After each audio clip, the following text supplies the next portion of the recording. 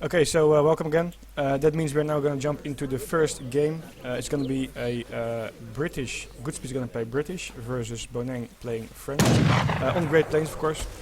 Regarding the map, it looks very good, very balanced. A lot of gold mines, not too far. Same here for Boneng. And regarding food, it's also very fair. So this map is good to go. Keep in mind, by the way, we are in the so-called semi-finals, though again it's not the official match, this is just a show match, but we'll play it in the same way. That means it is a BO9, so all the maps from the map pool will be used then. And of course the first one to get to 5 wins will win this show match.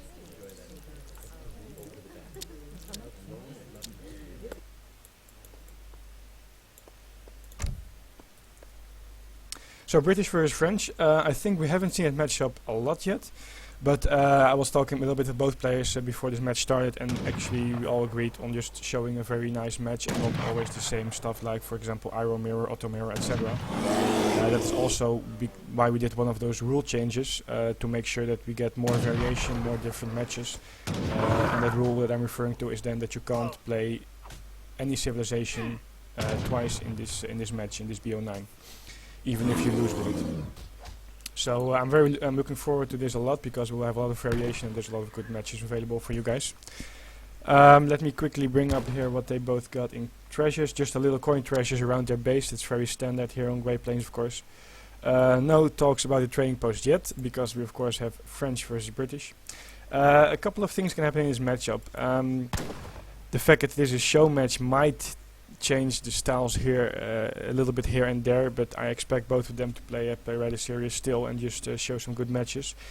But in general, we can have it's quite uncommon, to be honest, but an expo pike rush from the French is still an option to pressure the British and not let him really boom and get away with it. But on the other hand, what we often see is a stable for the French, and then going into a semi FF, so making some hussars, raiding a little bit, pressuring the British again to make sure that he can't really get a lot of economy behind it, and then aging up to the third age to get access to your skirmisher dragoons composition and cannons, of course. The British, on the other hand, can do a couple of things. They can still rush and kind of surprise the French player, but on the other hand, that is often something you don't want to do, because you're also sacrificing your economy for that. And that means that the British guy is often going for a more defensive play with the option to go for some more houses and some more good economy behind it, while defending from any raids from the French guy. We see that Boneng here found this 140 foot. That's of course a very nice treasure, and he is gonna get that one. GoodSpeed found 50 wood on the left side here, also of course nice treasure, and he is also gonna find this scout there, which is very useful. Of course the French starts with a free scout, always. There it is. But if you as a British guy also have a free scout, it's actually worth a lot. We see both of them are aging now.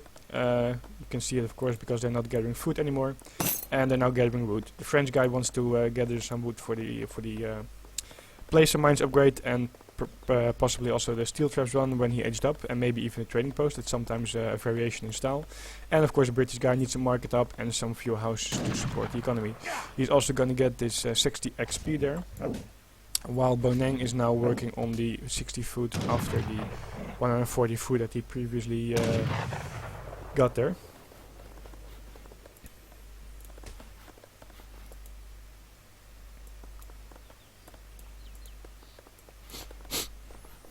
I had to buy a new mouse, by the way, because my old one died on me, so I hope these clicks are not too annoying yet. I probably still have to, how you say it, warm it up, work it in, or whatever. Okay, so we have 2 villagers coming up for Boneng, and it is indeed going to be a 2-rex. He has a lot of villagers on wood. That means that it's going to be a expo pike rush. That's why it's very important to scout, by the way. We see GoodSpeed just past this town center. I think he scouted that none of the villagers were on gold. That means you already know that it's going to be expo pike, and that means that you just have to scout around your base to make sure that you find what is happening. I don't like it that Boneng goes in this way. He changed his direction now, because if he would go this way and GoodSpeed would follow him, he would actually give away his forward Rex's position, and that of course is more information for GoodSpeed, and thus something to better counter it with. GoodSpeed is going to go for a 500 foot age up. Keep in mind that he had to decide what age up he would take before seeing that Boneng is probably going for an expo pike rush. 5 round food is not bad. Of course, the tower will help you a little bit versus any rush, but 5 round food is of course a lot of a big boost, while you can have a lot of villagers still on wood to keep your boom going. We saw that GoodSpeed here quickly changed his hero to melee mode to really capture the hero of Boneng and track it down like this. Boneng scout in the back there, being invisible, but not invisible anymore. And there you have the first 10 crossmen popping out and coming in to harass GoodSpeed's base. It's very fun to see the strategy. I like it a lot. It's very aggressive, also micro-intensive for both players. But we don't see that often in a tournament or from Boneng especially. So 7 round wood being shipped there is a very standard first card for the British guy. And he will take down this hero without losing his own hero. And there we have 5 longbows popping out. Keep in mind that longbows do have more range and a better rate of fire. That means that they fire faster if they stand still. However, they can't be microed that well, like for example skirmishers. So he has to be really careful. He can use his 22 range compared to 16 to just get out a few shots on this longman on the edge here, on this crossman on the edge here, like he's not trying to do yet, maybe no. There you go, but give you some more sounds. There we go. We see that Boneng is just trying to pick off villagers rather than longomans, because if he goes after these longomans, the town center will do damage all the time, and the longomans will probably just run back until they are in better mass. When you have like 10 longomans out or something, he now has he now has around 10 out. Then you can really deal with this army because you fire fast enough and have the numbers to really attack it. Otherwise, you would just get outmassed, and you don't want to trade your longomans for crossbows in that way. Keep in mind, crossbow cost 80, 40, and longbow cost 100, 60, 40 resources. More longbows being made here. That's of course a very logical decision here because he saw 2 Rexes from GoodSpeed. That means you don't really need to make pikemen. Also, there's no tower to take down yet. That means that there's no pikeman needed for that also.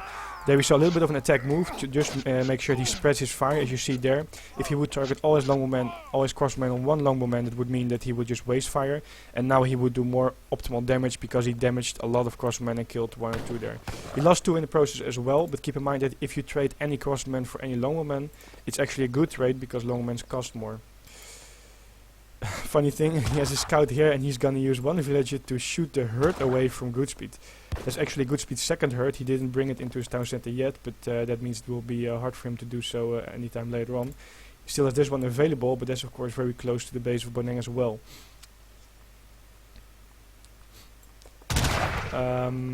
He has still enough resources available here, and he has this one later on as well. In the meantime, the hero of Boneng is there. I don't really like it. I always like it to have it with your army. It takes up so much damage if you see that 200 HP, 0.1 resistance, but also you will be able to detect any scouts that your opponent has near your army. And then he would have found this scout, and that means that GoodSpeed would be denied of any information of knowing when crossbows pop out, when Boneng is trying to push out, and when he has to be ready. He does find this villager probably, so he's gonna go with his longbow to take it down. You see the path that he's taking, by the way. He's not coming in from this angle because then the villager might still run. He's coming in from this angle to block the path from the villager back to the hometown. However, Boneng has a scout there, so he sees it on time and he runs with the villager in the right direction to really to not lose it. That means, of course, that GoodSpeed is a little bit out of position with his whole army, and that means that, of course, now Boneng is gonna push in there. We see that they also built a stable, and there you have the 4 villager shipment, by the way. And of course, if you see your opponent is going for so many longbows from 2 Rexes, you do want to add a stable to better deal with it, because only crossbowmen at this point are not going to cut it. He's just trying to poke in, do a little bit of damage, maybe picking off a villager here or there, but he's not going to succeed in that. Instead, he loses like 3-4 longbows, so it's really a good trade for GoodSpeed. And this is not something you want to go into. I think he just forgot or just wants to take out the hero for the XP. I may not steer. We see now that both of them are gathering together here, very, very funny. The question is whoever is going to raid there first with the Hussars. Keep in mind that GoodSpeed also built a stable now, so he is also he soon has access to Hussars. I think he's going to wait for his 700 coin shipment. Because he needs a lot more villages than this to really make some Hussars. But we see that Boneng already has 5 Hussars out. At this point, you can't really engage that effectively into this with the 5 Hussars, I feel. The thing is that any moment, GoodSpeed can use his town center fire at 90. He can pop out some more units, which could be pikemen as well. And he also can pop out minutemen and go in a very defensive position, even using some villagers. So as soon as the British has this kind of mass, I really don't like it if you go in with 5 Hussars. I would really like to wait for, let's say, 10 Hussars, or like 8. or maybe even 8 to 10 with what you make from the racks, and then ship 3 from your hometown. That would be really a good option, I think. And then charge in, because the 10 hussars will do much better than, will do more than twice as good as 5 hussars, if you get what I mean. 3 hussars of GoodSpeed now, and that villager has a run for his life. It's now there, that side. And there we have 2, 4, 6, 9, plus indeed the 3, as I mentioned here before, that he shipped is exactly how I would play it. And he's gonna push now on this side. However, very nice that GoodSpeed is probably expecting Boneng at this point to also mix in cavalry, because Boneng is still in the 2nd age. If he would be in the 3rd age, you don't expect a lot of cavalry yet. But see, since he's still in the 2nd age, and you have seen that he not has that many crossmen yet, you will expect a lot of cavalry. And that's why he's starting to mix in musketeers as well now. The musketeers will go in melee mode, they're kind of blocked a little bit by the longer men. And you see now that the crossmen are gonna focus fire on the musketeers. Nice Michael back there. Musketeers running behind them, not doing the most damage. Minman being popped out, of course, he needs Minman versus all these hussars, that's what I mentioned. Longermans can take out 5 hussars pretty easily, but now that so many hussars are in melee versus Longermans, they will have to deal with it, and that's not going to be easy. However, the Minutemen and the new 8 musketeers, popping out 6 musketeers, sorry, will be enough to fend off this army from Boneng. He needs to wait for more hussars. And he's going to get one, I think he's going to get one last villager there, maybe the hussars will take over on the back. Yes, he will get it. Very nice there, good pressure. He did lose quite a lot as well. On the other hand, he killed a few villagers, killed the hussars, that means no more raiding from GoodSpeed also. And he forced GoodSpeed to use Minutemen, which are now kind of useless, although they might be able to pick off 1 or 2 crossmen still. Hussars still gonna raid, but they will be caught by this lone hussar of GoodSpeed there. And Longmen the crossmen should go all the way back to their home.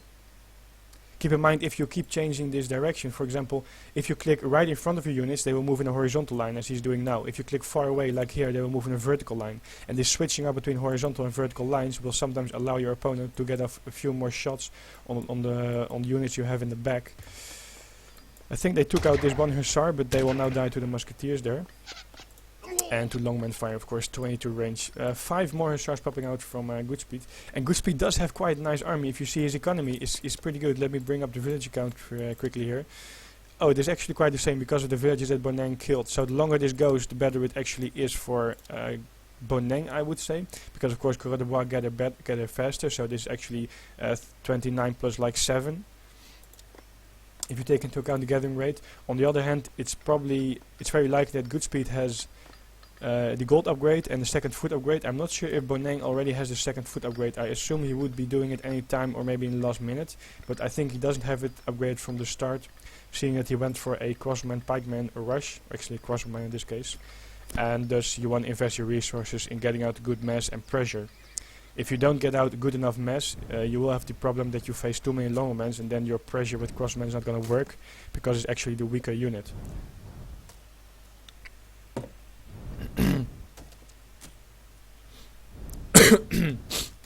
So there we have GoodSpeed now pushing out on the Rexes of Boneng. Boneng does know that he can't take this army on directly, so what's he gonna do?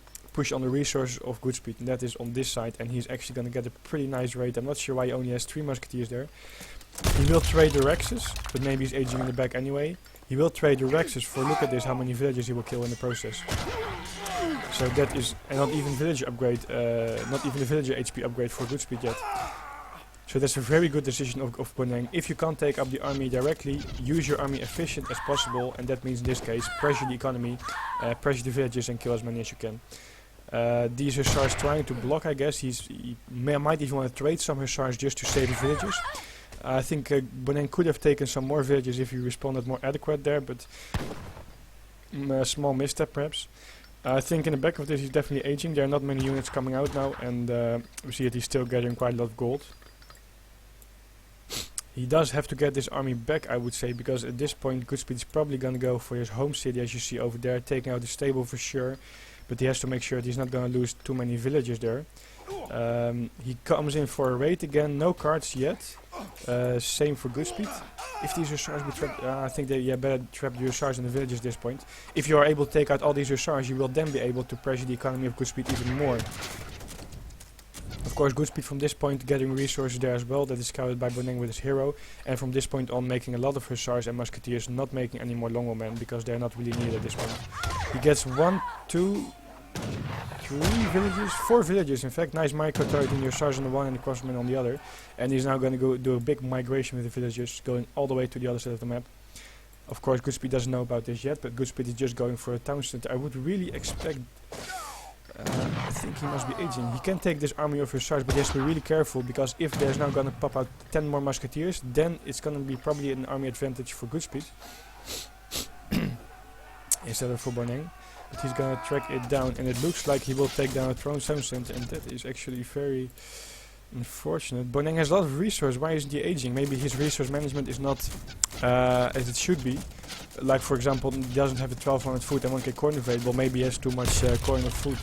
But he's gonna lose his town center. That means that he has to build a new town center. He's not anticipated that yet. He's not getting any wood. That's actually a mistake there. He should have expected his town center to be down and thus gathering wood already to make a new town center. He saved his hero indeed from the villages there. The village could have attacked it and taken it down. I believe there were some villages lost there as well. No, I think he saved them on time. So the economy advantage goes to Boneng. However, he has all his villages trapped here, and if they will be found by GoodSpeed, for example, because GoodSpeed can scout this part of the map and does know about the dead animals and that the villages are there, then it's going to be really hard for Boneng to come back from that. He is making a new town center. Okay, so he somehow gets the 700 wood quite fast. Keep in mind, so many villages. Oh! This is going to be close. If the Hussars step in a little bit further, he will find... Okay, they're going to go the other way. And he's building a tower, by the way, just to get some more map control there. He still has the scout there to find any army movements. And he is kind of trying to shield or block off this side of the map with one group here, his army, his infantry and the cavalry over there. But they are gonna run right into the cavalry, and that's probably gonna be GG, because this cavalry with the back support of this infantry will trap it if he... there we go. One Hussar, very nice by GoodSpeed. He sent one Hussar around here to follow the villagers, and now he finds all the villagers, and that's just gonna be... yeah, the villagers are gonna try to do their best, but of course the infantry is on the way. It means Boneng's army has to come to here as well. He made... one more Rex? No, he just made a few musketeers there. But yeah, these villagers will all die. And there we have it. Good game from Boneng. And GoodSpeed takes this first one, British versus French. Well played, though in the end I'm not sure why Boneng first of all went with all his villagers so far. Secondly, why he had all his villagers together. I would prefer to split them up. For example, some here and some there. Maybe even add a tower. And I'm really curious why he didn't age up. If you take a look at the resources, as I showed before, he has 2k unspent resources. That is not enough to age up, because you need 2200. But yeah, maybe not the best timing. Maybe you should have skipped on a few Hussars before to just get the aging up out of there. Okay, so Boneng loses the first one. GoodSpeed takes this one. It's going to be 1-0 in this best of 9. Sorry guys, I catched a cold I think yesterday, so if my voice sounds a bit weird, sorry for that.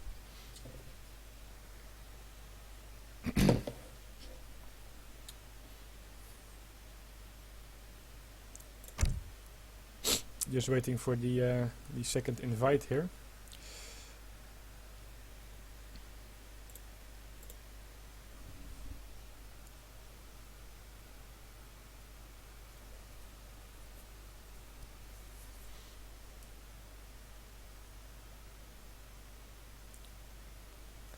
Guys, I'm not going into this whole discussion about what happened yesterday. I think that's something you should just read in the forums and their official post. There were just a few issues between the players and the casters, and well, actually casters, the admin chicks,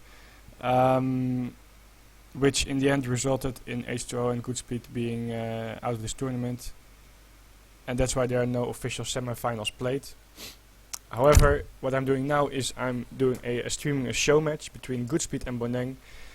Because of their good sportsmanship, they still decided to show a match for you guys, the community, the fans, and of course also for the sponsors. However, it's then not an official match. It is a show match, in fact. And we also made a couple of changes in the rules, and that's first of all that the casters are allowed to pause the game and to notify players about the map screw if there's any. The players still have 3 rehosts available.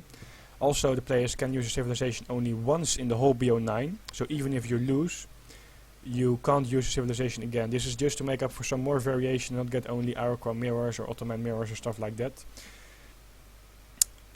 And the other rules still apply, like the maps that we use will be the same, because they are just overall good maps for a tournament like this.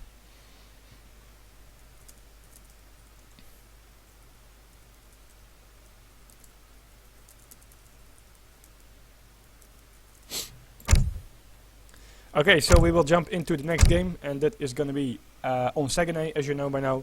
Still GoodSpeed versus Boneng, of course. BO9 currently... Oh wait, let me bring up the scoreboard, guys.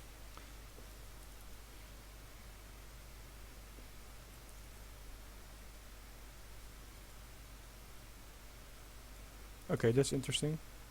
My scoreboard is gone.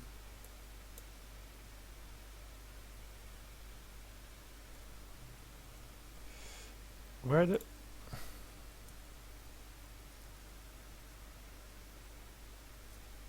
What the hell? I have to reinstall it probably.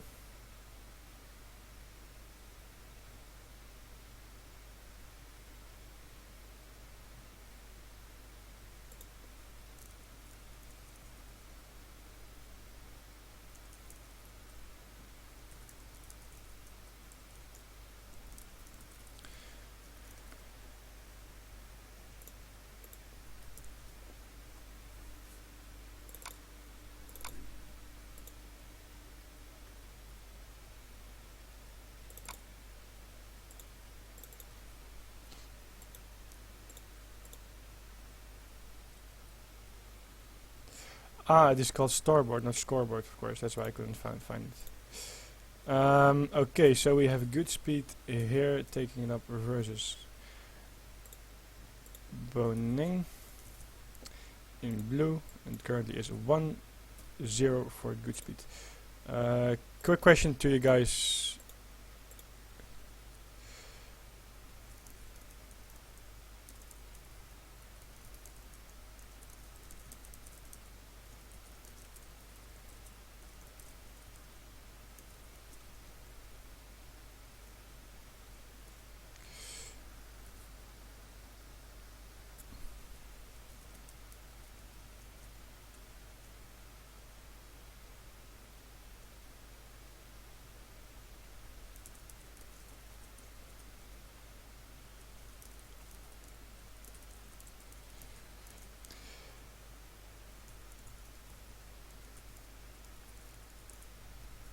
Yeah, okay, so you guys can't see it because I'm streaming with the game capture mode. I believe that's it has some advantages anyway, but that means that you can't see this other window. So I will just keep you guys up to date with the scores by saying it. So far we are in a BO9 show match, as I mentioned before, not an official match for the PK tournament. And that means that BO9 GoodSpeed currently up 1-0 to Boneng.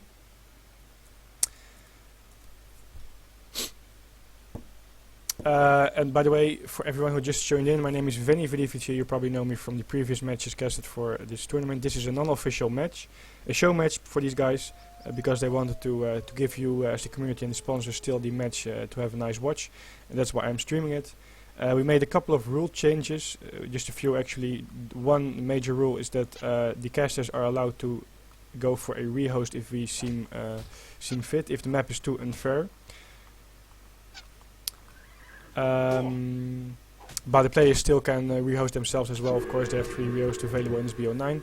And also, the players are not allowed to play any civilization twice in this match. That is just to make sure that there's more variation.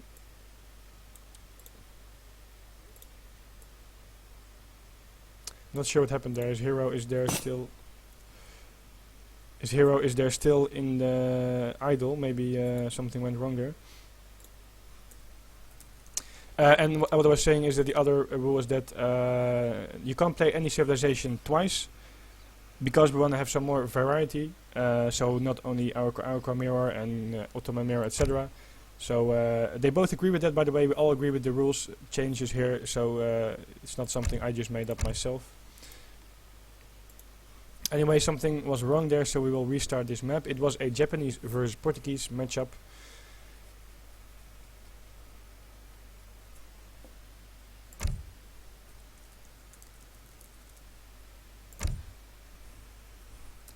Okay, some issue with the game of Boneng there. No problem, we're just gonna go right ahead.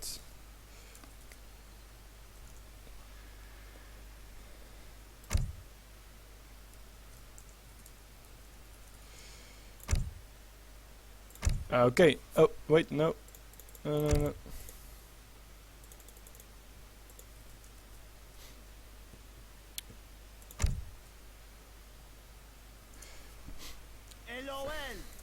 Okay, so it's free for all, it's a record, it's an observer map, we are good to go.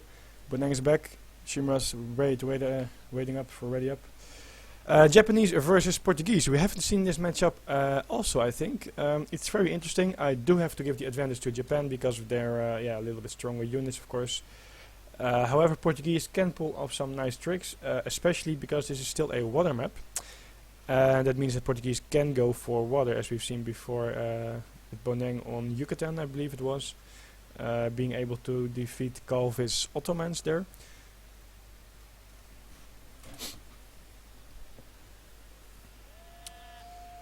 Okay, so there we go, Saguenay. Quick look at the map balance here. He has a mine there, one in the back. Boneng on the other hand has one there, the second one is a little bit further. But it should be okay-ish actually. One herd there, third one there. 1, 2.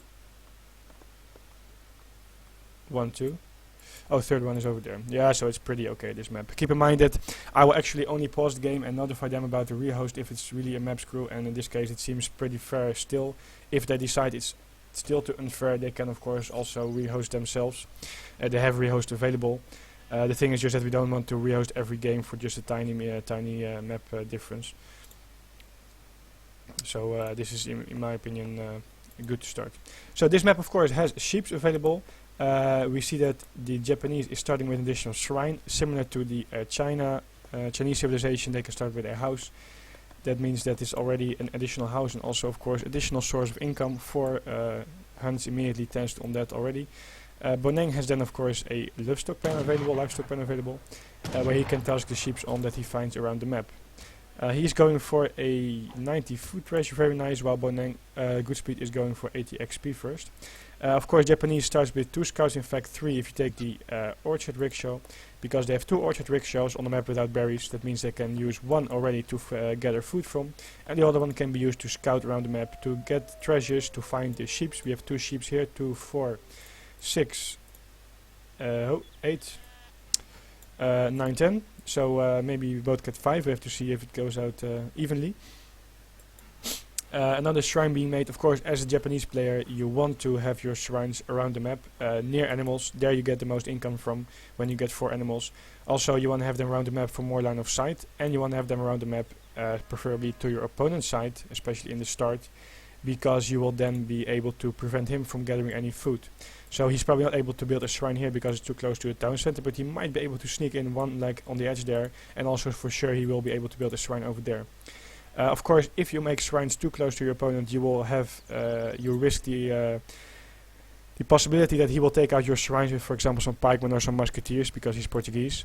However, that means that you delay him as well because he has to make musketeers or pikemen to take out the shrines, and that means that he can't age up as fast, can't put any pressure on your economy with your town center, stuff like that. So, all in all, most players kind of agree that building shrines near your opponent is a very good option still. And even if you lose a shrine, it takes time to kill it as well. And in the meantime, as Japanese, with a lot of villagers, or actually your shrines on wood and the wood crates, etc., you are probably able to build a shrine anyway. So if he kills one, you build one again. And if he kills another one, destroys another one, you will build another one again. But we see one villager there, he's probably going to go for a early dog. Maybe waiting for the woods. By the way, he found 4 sheep, that means that the other sheep, 2 are not discovered yet. 1 is found here. Actually, if you find 1, you always know there's a second one in the area. So that means that you should keep scouting around the area. Interesting, by the way, that GoodSpeed is going for his wonder over here. It means that it will only have 2 of these animals available. However, he can use his sheeps on the wonder. I believe sheep have a little bit better income rate compared to these deers. Anyway, you can use your sheep as you see he's doing now, or actually almost will do if it's being built. Then you have still 2 plus 4 is 6, so you only need 2 more sheep. You could also build it over there, but this is probably a location that's easier to take out with any army coming in from here. Also, it's of course close to the sea, and you might expect the Portuguese going for sea, and that's why you probably not want to have your shrine so close to the sea, making it easier for him to destroy it. And he of course knows that Boneng has a sea deck, as I can see as well. Japanese guy doesn't have a sea deck, no, not even cards, but no boats also. Not even, well, Japanese not really a sea civilization, but he doesn't have the warships and doesn't have the 3 fishing ships either. 2 docks coming up for Boneng, so he's really going for a water boom. Defensive town center here to protect his resources, his wood, his coin and his food there. And also, it's not that close, but it protects a little bit of the sea, like this part, and this part is protected by the range of the town center.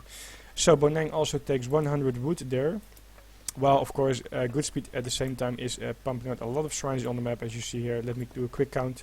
1 shrine there, 2, 3, 4. Boneng is hurrying this towards his town center. That's very good, so that GoodSpeed can't make any shrines over here. 4, 5, 6 soon, 7 I believe. There he found the additional sheep that was left behind. Sheep always come in pairs, otherwise they can't reproduce of course, so there's always a second sheep, as I mentioned before. And there's still 2 sheep on this map here that are not being scouted yet. The consulate, by the way, very standard. I don't go over all these standard things again. By now you should all know about this consulate thing, allying with the Portuguese, getting a cheaper buildings and age up. And if you want to go into more details, then look at some of the previous videos that I streamed from this, actually from the PK tournament, where I have a lot of information about some of the basic setups for every civilization. But I just can't go into that every time because it's going to be too standard for the guys that are like playing on a high level already. To quickly point it out there for you guys, it's youtube.com/VeniVidiVici without an underscore, and there you can find every sorry, that is Vici, every video with a lot of insights and comments. So Boneng going for quite a heavy water boom, 3 docks as we see over there, even a dock on the side of GoodSpeed, which is not scouted yet. Okay, GoodSpeed shipped 3 ships. That is of course from allying with the Portuguese. You have the option to trade export for ships, and he is going to make this shrine. That means he's going to walk past this with his hero. After he's built these 2 shrines, he will walk there, and then he will of course scout the dock from Boneng.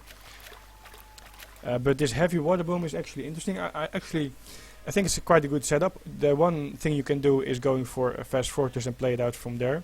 But then you also have the problem, of course, with being behind on economy and not being able to deal with the shrines of a Japanese player. On the other hand, if you go for a sea boom like this, you will really keep on track with the economy, with all the all the boats that you have and all the villages that you can make from your town centers. And also you will have the option to defend yourself in the back of this and age up relatively fast as well. A little wall coming up there just to make sure that he protects his base a little bit. One house I think is not completely blocking it off, but almost completely blocking it there. And in the meantime, of course, GoodSpeed just having fun with building shrines, even building a trading post there. This trading post, of course, being used to boost his economy even more. The Cree settlement allows you to make coureurs de bois. These are the French villages, and you can train them. I believe you can train 10 of them. So you will have an even better economy. 2 Rex coming up again.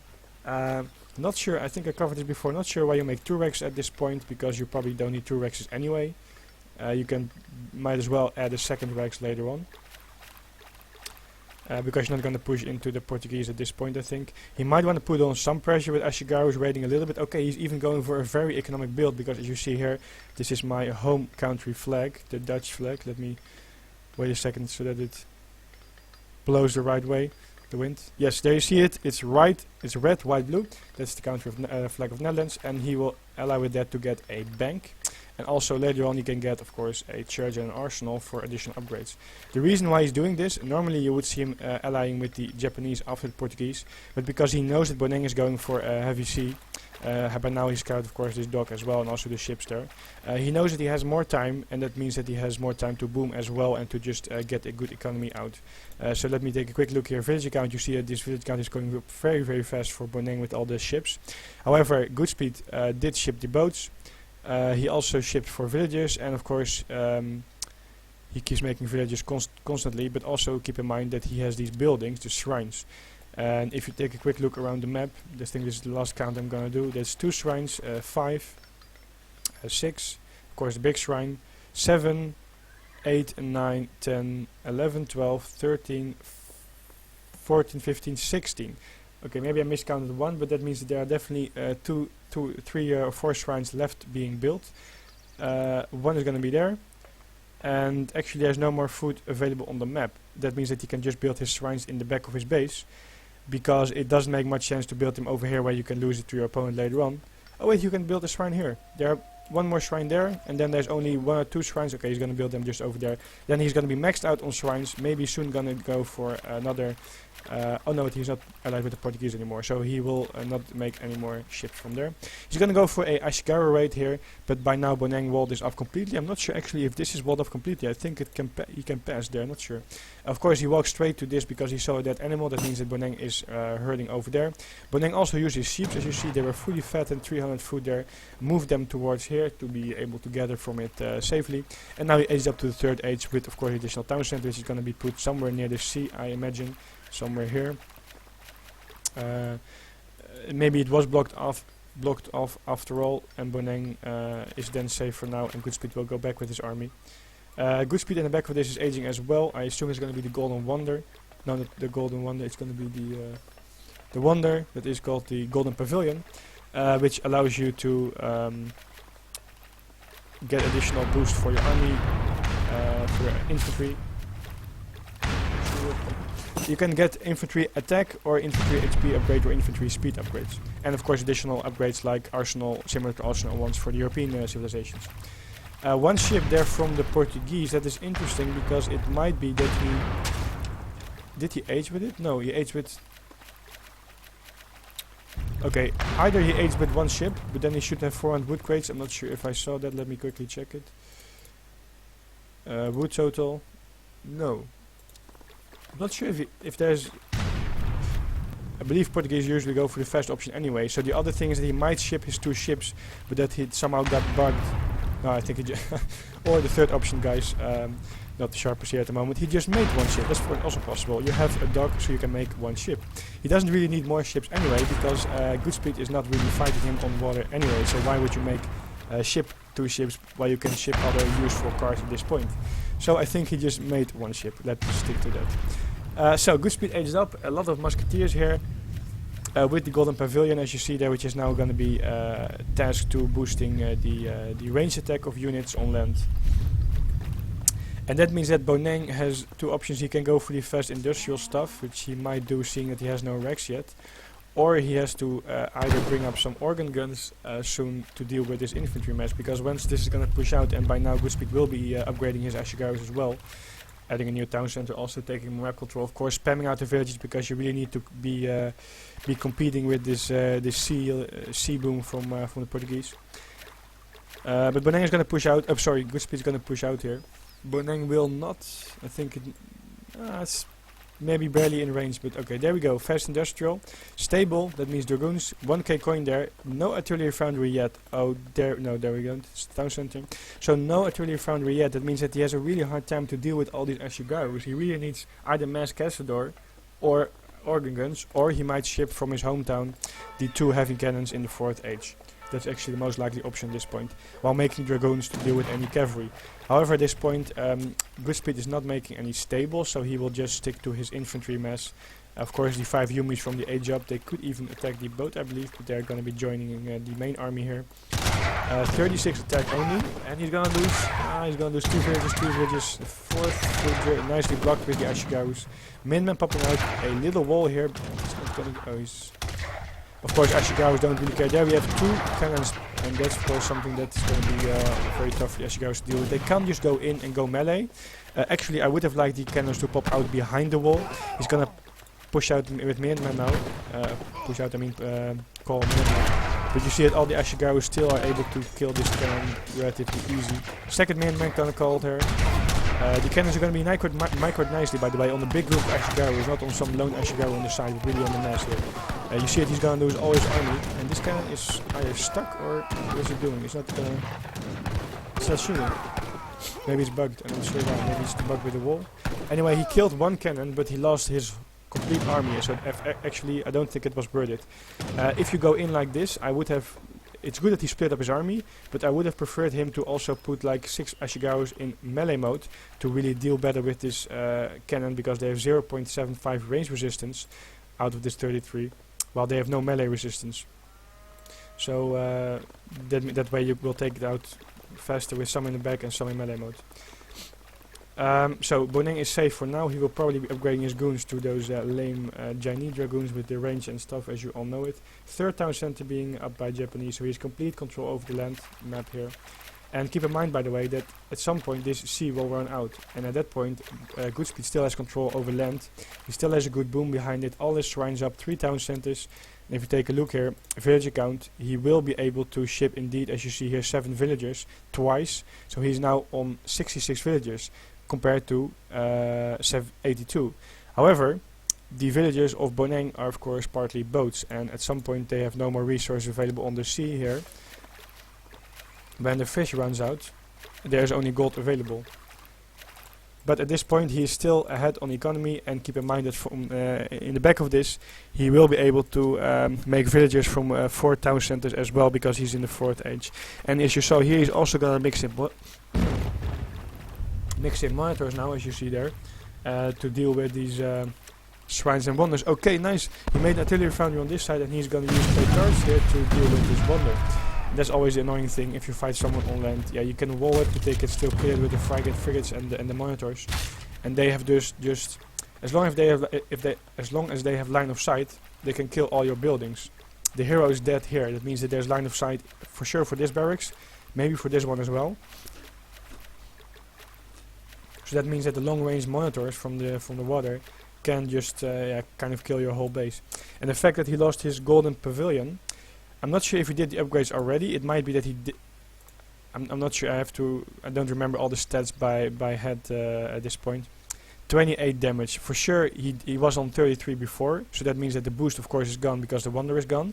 But I'm not sure if he did the additional upgrades like flintlock and the other one for his infantry. But of course he can't do it again because he lost his wonder, so that's very unfortunate for him. Which is also why you probably don't want to have your wonder there, but more something like somewhere here, more defensive, more safe. Boneng is also going for the Cree settlement here to get out the Coureur de Bois. I mentioned it earlier, by the way, for Japanese, which is now also aging with the Shogunator. I don't see any Coureur de Bois yet. Of course, you can also just do this for... Oh wait, there they are. Of course, I saw them before. I pointed this out while I was counting shrines. Yeah, of course, 1 or 2 nice upgrades as well, but mainly for the Coureur de Bois you take this this trading post. And now we have the 1 HP Minuteman going to seize this shrine. If he micros this correctly and uses 2 heroes, he doesn't have to lose any HP and can really take out these Minutemen. But he's just gonna go for it all and doesn't care if he loses a little bit of HP. There we have the bank, by the way. That's from the consulate, of course. It was to Dutch, and now the consulate will probably go to Japanese anytime soon to get the boost from 10% land attack. The Chinese dragoons with their 18 range, soon to be 20. I assume if there's an arsenal up, not yet, but 18 range already. Very nice. Soon will, of course. They're now gonna wait. Oh, will they catch this daimyo? They will catch the daimyo. That's of course from the A job. And he also tasked down these monitors on this wonder because he had line of sight there from the dragoons. And he's now also going to take out the town center. Of course, the dragoons still providing line of sight. And then the dragoons are just probably going to run. Or not, will they? They should have line of sight. They should be able to take it out. It's a little bit lag down there, but I'm not sure why they're not focus firing on this town center. Anyway, Dragoon's just gonna run, probably gonna try to find some more villages to raid here, but of course then he has to go down on the map here. Oh wait a second, this... Oh no, wait, it looks red here, but that's of course because Boneng is trying to build this one, but of course GoodSpeed already took this trading post before. I would go back with my Dragoons here and kill off this town center with the monitors. I'm not sure why he's not doing that. Anyway, he's just going in for a raid now here, and here you see, by the way, that these boats are all just idle. There's no more food available, there's only gold available, and you can task only 4 boats maximum on gold. Of course, the belugas are infinite, but that means that you might as well delete these boats because they're only taking population. And you are now approaching a stage in the game, 20 minute mark soon, where you just need population and then other villages. He's just gonna raid here, as you see, being annoying as possible with the Dragoons. 41 attack, very fast speed. This is something that's gonna be really hard for GoodSpeed to deal with this. Ashigarus are of course quite fast, but they are not as fast as Dragoons. And if you have no wall around your base, it means that you can just... The Dragoons can just raid everywhere, walk in here, walk in left and right, and be annoying as they can be. And that means that you're going to just have to run around this all the time. And now finally we see a wall coming up to just protect his base there. The fact that he edged up with the shogunate means that he of course can remake his daimyo. So he lost the daimyo, but he can remake one again. He also shipped the Tokugawa shogun, the biggest daimyo of them all. And now also adding in flaming arrows. Of course, very nice versus buildings, also very nice versus any infantry or cannons. Still not found that his boats were idle. And there we finally takes out the town center with these monitors. And also gonna work on these shrines. Keep in mind, monitors, look at this, 250 attack, long range with 10 times bonus, and a normal attack is 100 times 10 is 1000, which 1000 means 2 shots, but long range attack will mean 1 shot, and this shrine is destroyed. So we have him now also using his factories on the I think on the cannons. I believe I saw coin there for a second, but it's now going to be tasked on making cannons. Of course, he's now making mills because he has the C for his coin, and then mills for food, and then the factories for cannons. So then you can get a very nice army composition now. Dragoons, cannons.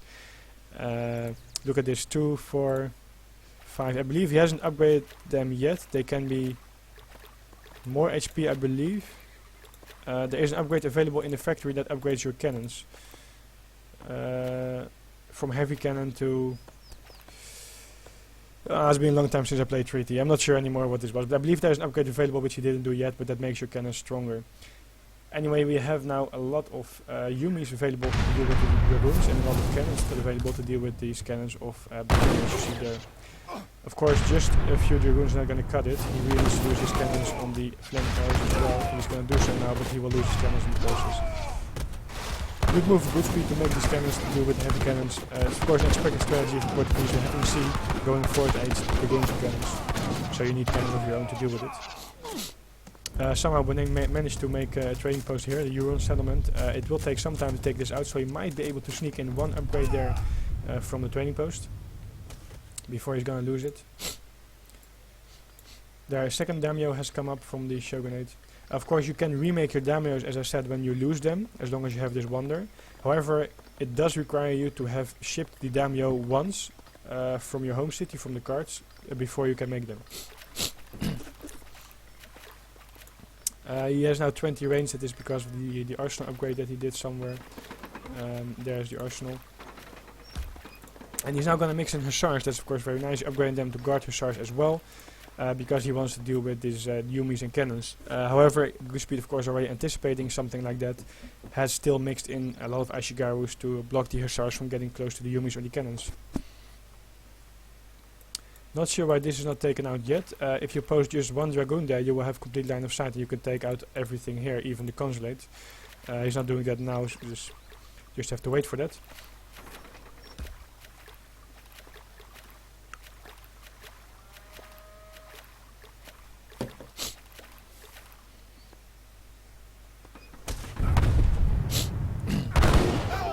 So, the big battle is commencing here. The Hussars leading a charge in on the Yumis. The big cannons will... I believe that the Dragoons... Yeah, the Dragoons are focus firing on the flaming arrows, but this cannon will probably do there's no... Oh, there are more flaming arrows coming in. I was about to say there's no flaming arrow left, but the new ones will be able to take out the cannon.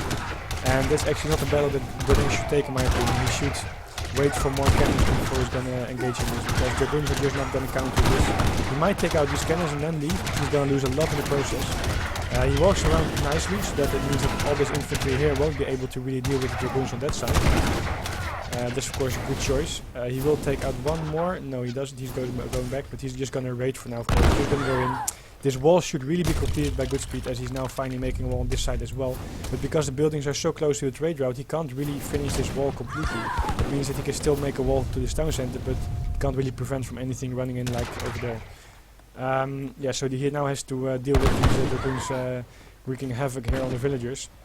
And I think this would be a good time for GoodSpeed to just push out. Boneng still has score advantage, but don't be fooled there, don't be deceived. He still has some of these idle boats, which he doesn't have... oh, I believe every boat is now gathering, so he deleted some. But the economy of GoodSpeed in the back of this is still very nice as well. Boneng stopped villages at 94, that's of course still boats, but he can make more villages. GoodSpeed is now on 70. And you see the economy was quite close up to the point that GoodSpeed lost the villagers there. And he's now still losing some more villages here and there. He hasn't upgraded the HP yet. And he's not really responding to this either so far. Oh, finally he's bringing his villages back. Of course, why would you be gathering wood when you have wood available here and there as well? He is of course on some plantations because he does have many more resources available. He needs some more food. He still has a mine here and a mine there on top. But it looks like he's going to push out. I think that's a very good move. Boneng really needs more cannons, and there we finally have another artillery foundry coming up. I would have liked to see it somewhere here, closer to your base, more protected. Because he really needs more cannons like organ guns to deal with this huge OP infantry mass that these can bring to you. I can't really engage this, so I'm not sure why he's going to waste all of his charge on fighting this Ashigaru there. He's not bringing his dragoons, but he's going to bring in his monitors here to try to help battle this out. The dragoons were just taking out the swine there, they're succeeding getting one, and they will now come from the back and take out all the cannons. GoodSpeed knew, of course, that the dragoons were taking out the shrine, so he also knew they would be coming from the back for these cannons. So a little bit of a mistake there by him. But these monitors are now used on these infantry here, and the artillery foundry has been taken out, so that means no more cannons from the other than cannons from the factory. More Ashigarus being pumped out here. And of course only dragoons is not going to cut it. You need more than just dragoons here. If we take a quick look at the resources, we see that Boneng has 7k resources, and by the way GoodSpeed had 8k, so that's a bit close. Both of them has a lot of unspent resource, and they really should be using it. I'm not sure why Boneng is not making another artillery foundry here. He of course has this one still on that side, but he really needs something more. He really needs more cannons. Simple. He can't deal with this infantry with only dragoons. Japanese infantry is too OP for that. He's gonna mix in Kree trackers now. This is of course nice to deal with Ashigaru. You still need more. You need cannons. So I'm really waiting for him to build another artillery foundry. Meanwhile, GoodSpeed of course has one Damian left, one that's been picked off by the dragoons from the back, and only one cannon left. I would like the cannon to be tossed on the buildings rather than the dragoons here, to be honest. Of course, there's not much space left for Boneng, that's why you see him now also with a mill on that side. I would have preferred him to make like a new base over there, wall it up a little bit, and the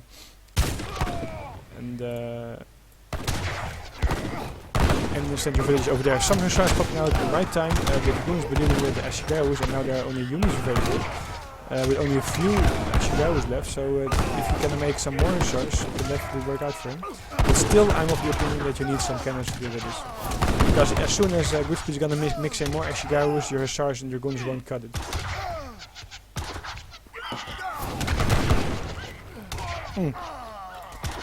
There we go. 2 organ guns, but I believe they were shipped, not being made, just shipped from the home city. The organ guns do so nice, as you see, versus this big mess. Yumis are focus firing on the cannon with 21 HP it lives, because there were now 2 organ guns and 2 heavy cannons, so they really had to go back and not taking too much more damage. They have a new artillery foundry going up, of course protected by a caravel and 2 mortars and a frigate. So that's of course a quite nice defense. He finished this wall, so no more dragoons raised from that side, and of course he can quite easily block all the dragoons coming in. I would maybe have one more wall here, a little bit piece, and maybe a little bit wall there, but the additional openings he can just block off the dragoons with the infantry mass that he has. But of course he has no more daimyos at this point, so he needs to remake some daimyos from his shogunate, and also has to remix some cannons again. But the amount of gold that that Boneng still gets from the sea is just insane. He has 4, 8, 12, 16, 20, around 28 boats on the sea gathering gold, with of course the cards that he has and the upgrades that he did, so that's quite nice income. 2 more cannons joining the battle there. He has now currently 3 mills, 4 mills. That's 40 villages, 5 mills, sorry. Oh wait, 3, 4, 5, 6 mills, so 60 villages on foot. Of course for dragoons and to still keep making some villages. If you take a look at the village count, you see that now Boneng is on 100. He doesn't want to exceed the 100, even though he could with the boats and villages. He probably wants to have enough population free for the heavy cannons and dragoons. Keep in mind, dragoons do very nice, but they cost 2 population. GoodSpeed is now going up to 75 villages. Of course that's the max for Japanese. They have shrines and 75 villages at max. Can't make any more. And there you have the 20 dragoons coming in for a peak here to pick up some units. While of course the cannons in the back with 28 range of big cannons. And 28 range for these cannons, going to be a bit of a micro war. It's going to do a good job taking out all the cannons, and Boneng actually not doing the best job to take out these cannons.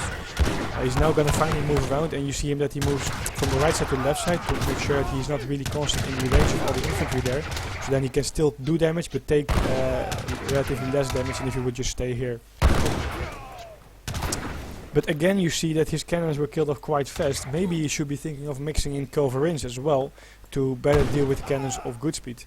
You still have the 20 ranged dragoons, so as soon as the infantry comes in to deal with it, as soon as the culverins have 34 range I believe, so they can outrange the cannons of the Japanese guy. And if any infantry or cavalry is coming in to deal with the culverins, you still have your dragoons and your cannons available to deal with that infantry from the Japanese guy. Gonna take out another shrine there. He took out these in the meantime as well. That only leaves a few Yamabushi. 1 shrine here, Consulate also being taken out, but of course he's probably rebuilt somewhere. There we have it. A little bit of a stalemate, both of them just waiting for armies. Okay, he's gonna mix in Mamelukes. Is that a shipment? Yeah, of course he has enough gold available. There is a saloon available on this map as well, and from that you can make, I believe, Almaty. I'm not 100% sure. That would of course be something nice to mix in as well versus Japanese, because Almaty, if it was Almaty, they do very good versus these Japanese infantry. Okay, so another push here from Boneng with his Mamelukes dragoons. He's gonna lose. Okay, he kills off 1 or 2 taking out, but he's gonna lose his cannons as well. This one's barely gonna survive with 36 HP. And now all the cannons are taken out from the Japanese guy. That means that there are 2 heavy cannons in the back doing the insane amount of damage. As you see here, 4 area, 200 siege damage times 3 versus infantry. That's a 4 area damage of 600 siege. And now he should. Okay, right now he of course also has the line of sight. So there you saw some mortar. The mortars are now going to be able to take down the barracks and stuff, and that means that Japanese guy needs to make another barracks very, very fast if he wants to keep dealing with this pressure from Boneng, because he needs production. He does have enough production, and they're just going to call a good game. The problem is that he lost so much production as well. That means he's not going to be able to produce enough. Also, I'm not sure why he doesn't remake his daimyos from his consulate. But the thing is also that, yeah, from this point on, the economy of Portuguese is very good. Heavy cannons, complete control of the sea still with so many coin available, and of course the monitors dealing with their long-ranged... Where the monitors go? The monitors have long-range damage, so they can take out this base if you just have line of sight. But the monitors, did he just delete them? There were 2 monitors here, but they are now gone. Anyway, yeah, GoodSpeed gave up there. He said good game, and Boneng takes this one. There you see the income is just...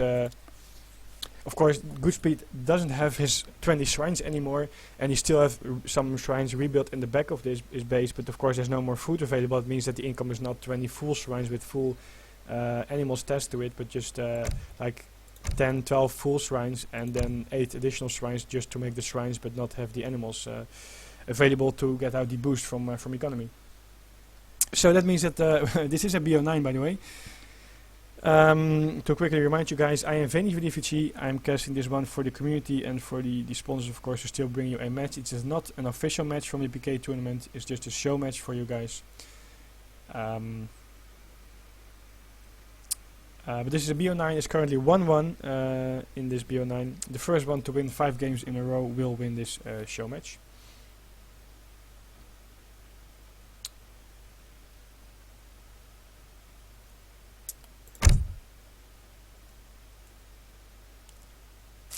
Boneng sometimes has some router issues, so that's why he's restarting every game. I'll be right back, just a second.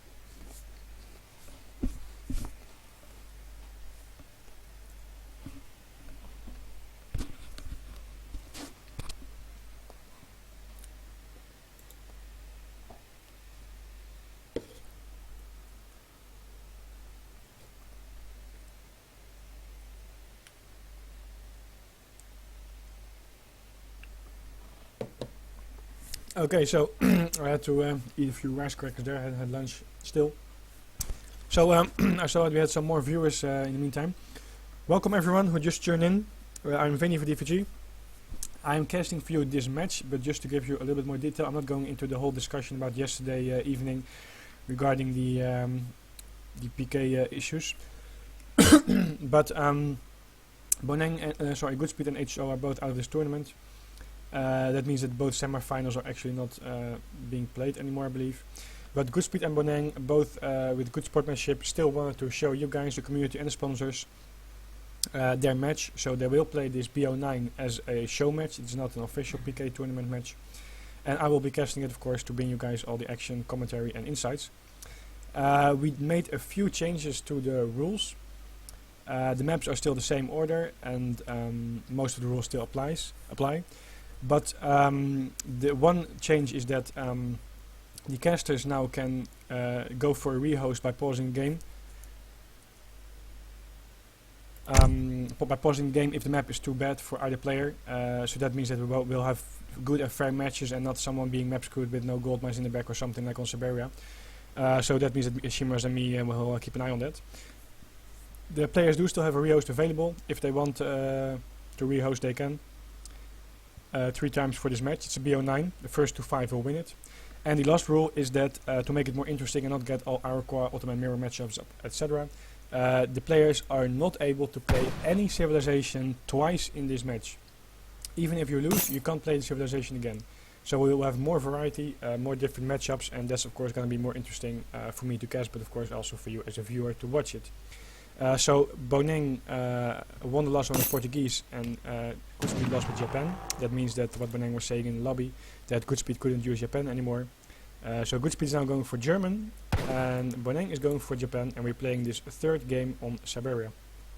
If you take a look at the gold mines, we see that both of them have 1 and 1 close. And there's one in the back here for Boneng and the other one in the back here for GoodSpeed. That's quite similar. Then there are 2 in front here, and there are 2 in front here for him as well. So that's kind of the same.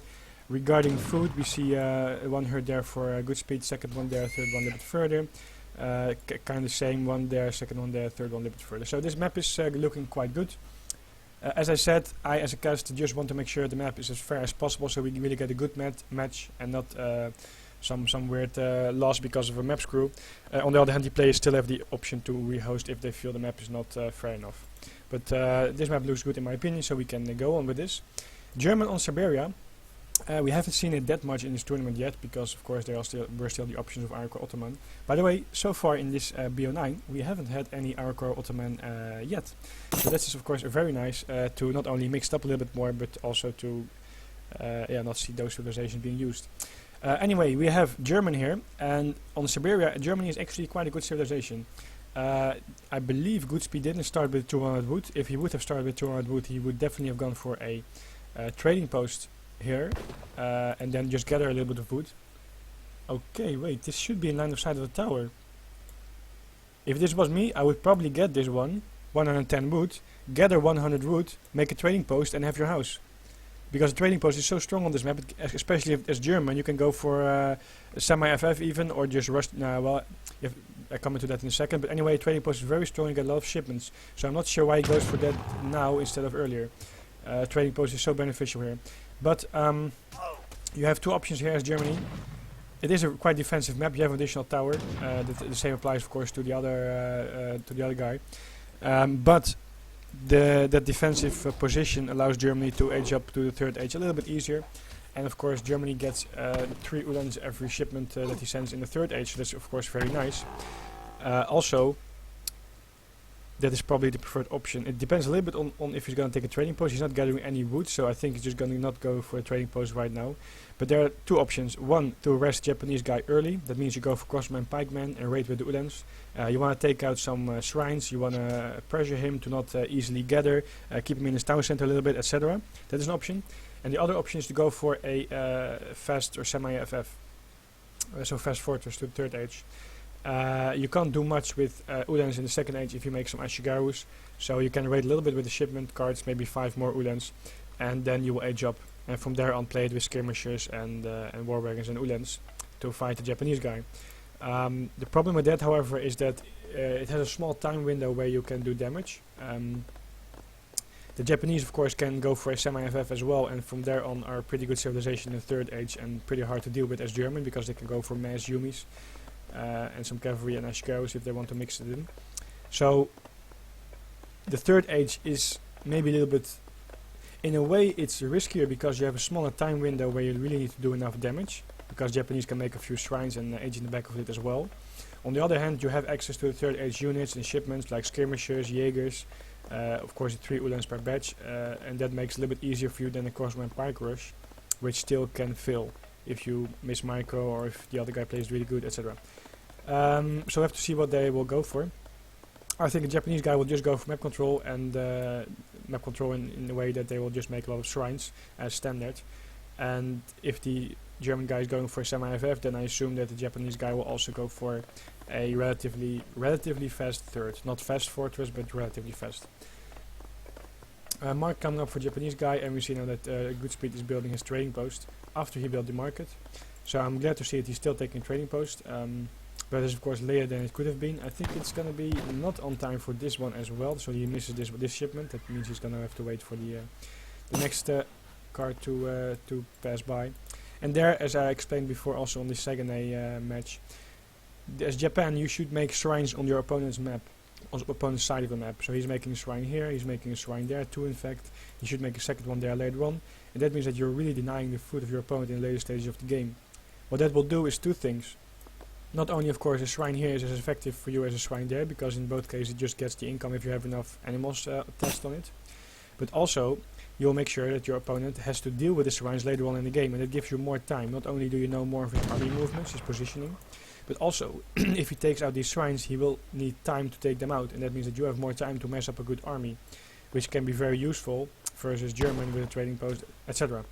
He is going for a Rex start, but not an offensive Rex, it's just one Rex defensive at home. That is interesting. We see a relatively fast Rex for the Japanese guy coming up. And of course still some shrines on the way. You saw that he moved he scouted with his hero, then he used that poof kind of option, that smoke screen thing that you go back to your town center, and from there on he moved his hero, one there and the other here, to make more shrines. Of course more effectively than to walk all the way back from here to here. Just one Rex, maybe he's just gonna go for a few pikemen to just seize the Rexes to the shrines. Oh, there he goes. Just a few pikemen to seize the shrines, and from there on probably age in the back of it. Okay, he's even going for 5 crossbowmen to pressure him here. Of course, crossbowmen are counted to musketeers, but because crossbowmen are kind of weak archers, and musketeers are kind of OP musketeers, as long as they are in range, they will still do pretty good versus crossbowmen. And the other option is, as you see here, that Boneng is going for Yumi defense, and of course Yumi defense will deal perfectly fine with any crossbowman pressure, because it's just a few crossbowmen at this point. I really hope and assume that GoodSpeed is not going for a lot of crossbowmen here, because it would not really make sense. Taking out shrines with pikemen is a good idea, but then you should be aging up in the back of it anytime soon. So maybe the second card is not going to be 700 coin, but the card after that could be 700 coin. Okay, he is making another 5 crossbowmen. I'm not sure what this is going to accomplish, to be honest. Second 600 wood shipment from Japanese guy. Of course he wants to remake some shrines that he lost there. He still has plenty of food available on this map to do so. And these crossbowmen are now gonna walk around the map. Maybe kind of expecting Boneng to build another shrine here, because this food is not being tested yet on shrine, so it's available still to make a shrine there. Maybe he wants to try to take out the hero with the crossbowmen. But keep in mind, you are of course hurting the Japanese a little bit because you take out the shrines. On the other hand, he just makes another shrine for everyone you destroy, so he's gonna make 1 or 2 shrines here for the 1 or 2 that you destroyed there. So you are buying time in a bit in a way, but on the other hand, the Japanese is also buying time because he can just remake his shrines. Portuguese Consulate, Heavenly Kami card, that's just for you guys who don't know it yet. This card here, Heavenly Kami, makes your shrines cheaper. Portuguese Consulate makes it cheaper, that means 70 wood for shrines, just like nothing. So, okay, but he of course has the Udens from the shipments, and that means that he can really deal with his Yumis right away, and that's actually a misstep of Boneng. He should know that there are 2 shipments out by the German player, so he should know that he needs more than just Yumis if he wants to go so far out on the map. So that's a little bit of a misstep here. He should not be this far out without, for example, some Ashigaru cover. He's going to use his town center now in the pikeman to deal with these Udens, but that means that GoodSpeed will just go back there. 2 shrines coming up there again. And these pikemen are going to run all the way to the Udens, but of course the Udens will just run away from them.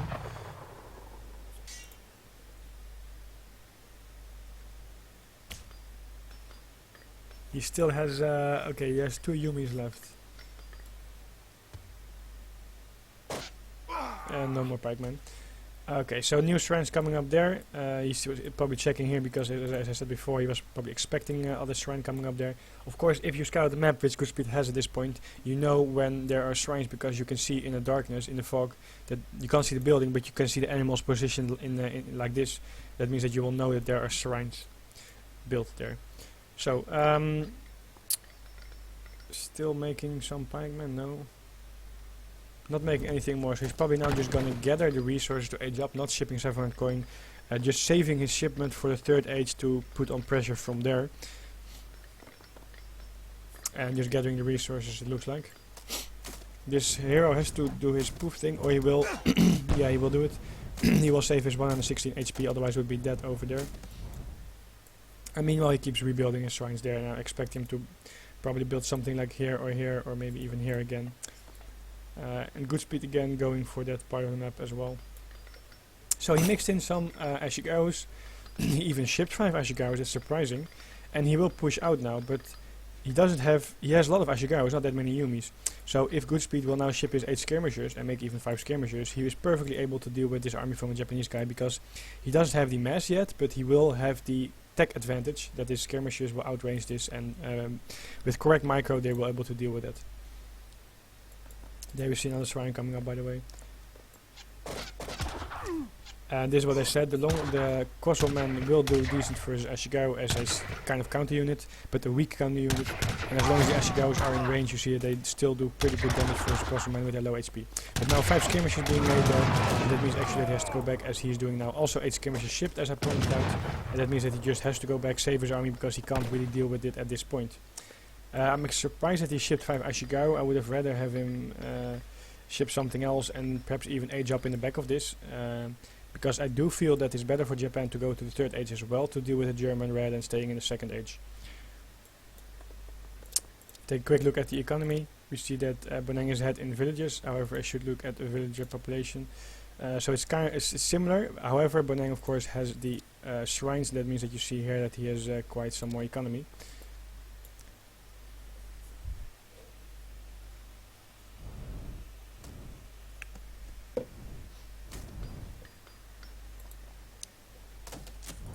So GoodSpeed pushing in with the skirmishes up front, of course. You always want to use any range that you can to your advantage. Picking off any units, any villages, any Ashigarus, any Yumis. While in the back your Ulans and your pikemen can just siege down some stuff. And he has, a stable now, I was wondering, there we have it. Still, German of course needs quite a lot of houses, as you see quite a lot of villages on wood here. Quite a lot of houses being made in the last minute or so, minute or two. Because all the shipments that they can send, also with the trading post, means that they will get up in population quite fast. And he will barely not get his village, it was popped on the town center right on time. And there you have the wonder from the Japanese guy, which of course is the golden pavilion, and that will bring you 5 more Yumis once you age up in the 3rd age. And he has definitely enough Ashigarus. I would really like him to see mixing in more Yumis, or maybe even Naginatas to deal with the skirmishers. He hasn't built a stable yet, but why is he not making any more Yumis?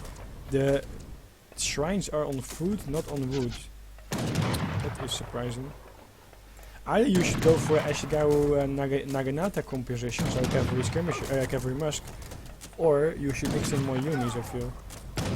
He upgraded his Udans now, by the way. There we have some more Yumis, but the town center fire 90 still dealing damage here.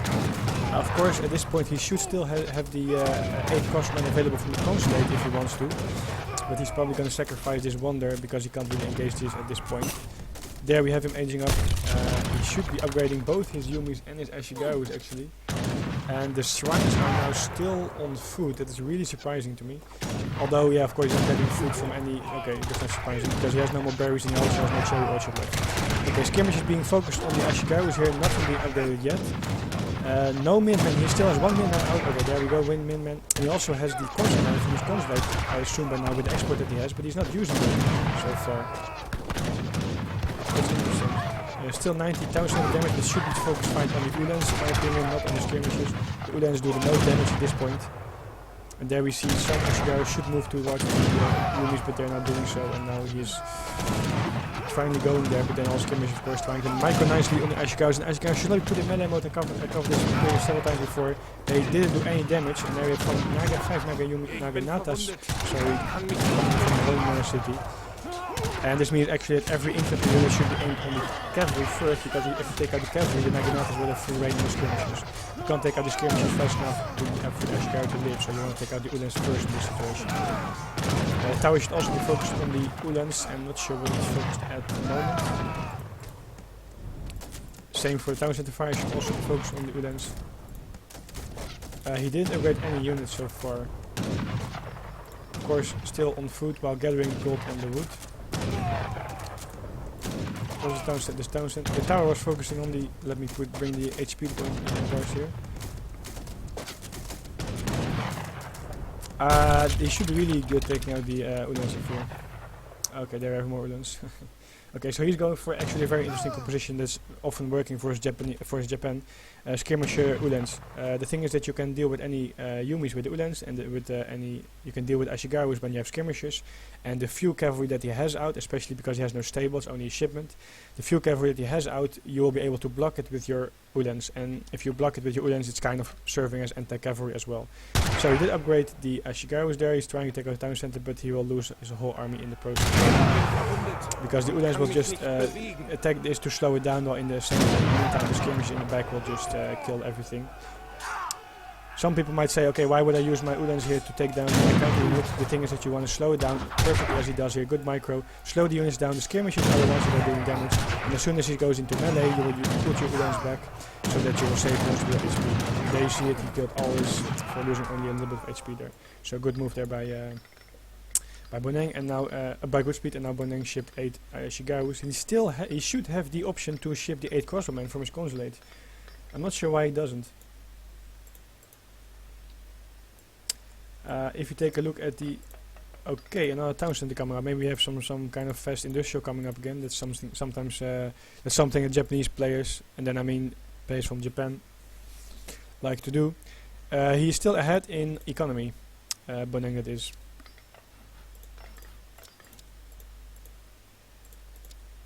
The village count is now better for GoodSpeed. Of course, I take village population because he has settler wagons, but the resource gate because of the shrines is still better so far for Boneng. And there we have 2 more of the cherry orchards coming out. That means that he can task his villages again on food, which goes faster, and he can task his shrines again on wood or gold. He is going to make another shrine there. He made 1 more there, and he's going to raid with his Ashigarus, his typical Japanese style. They move quite fast and they're nice to raid with. But now, of course, GoodSpeed, like I said before, he needs his food, so he will need to take out these shrines as he's doing now. But now he has a quite mobile army, and a lot of Ulans with still decent attack will take out these shrines quite fast. But it will buy Boneng a little bit of time to get up an army again, while GoodSpeed is dealing with these taking out these shrines.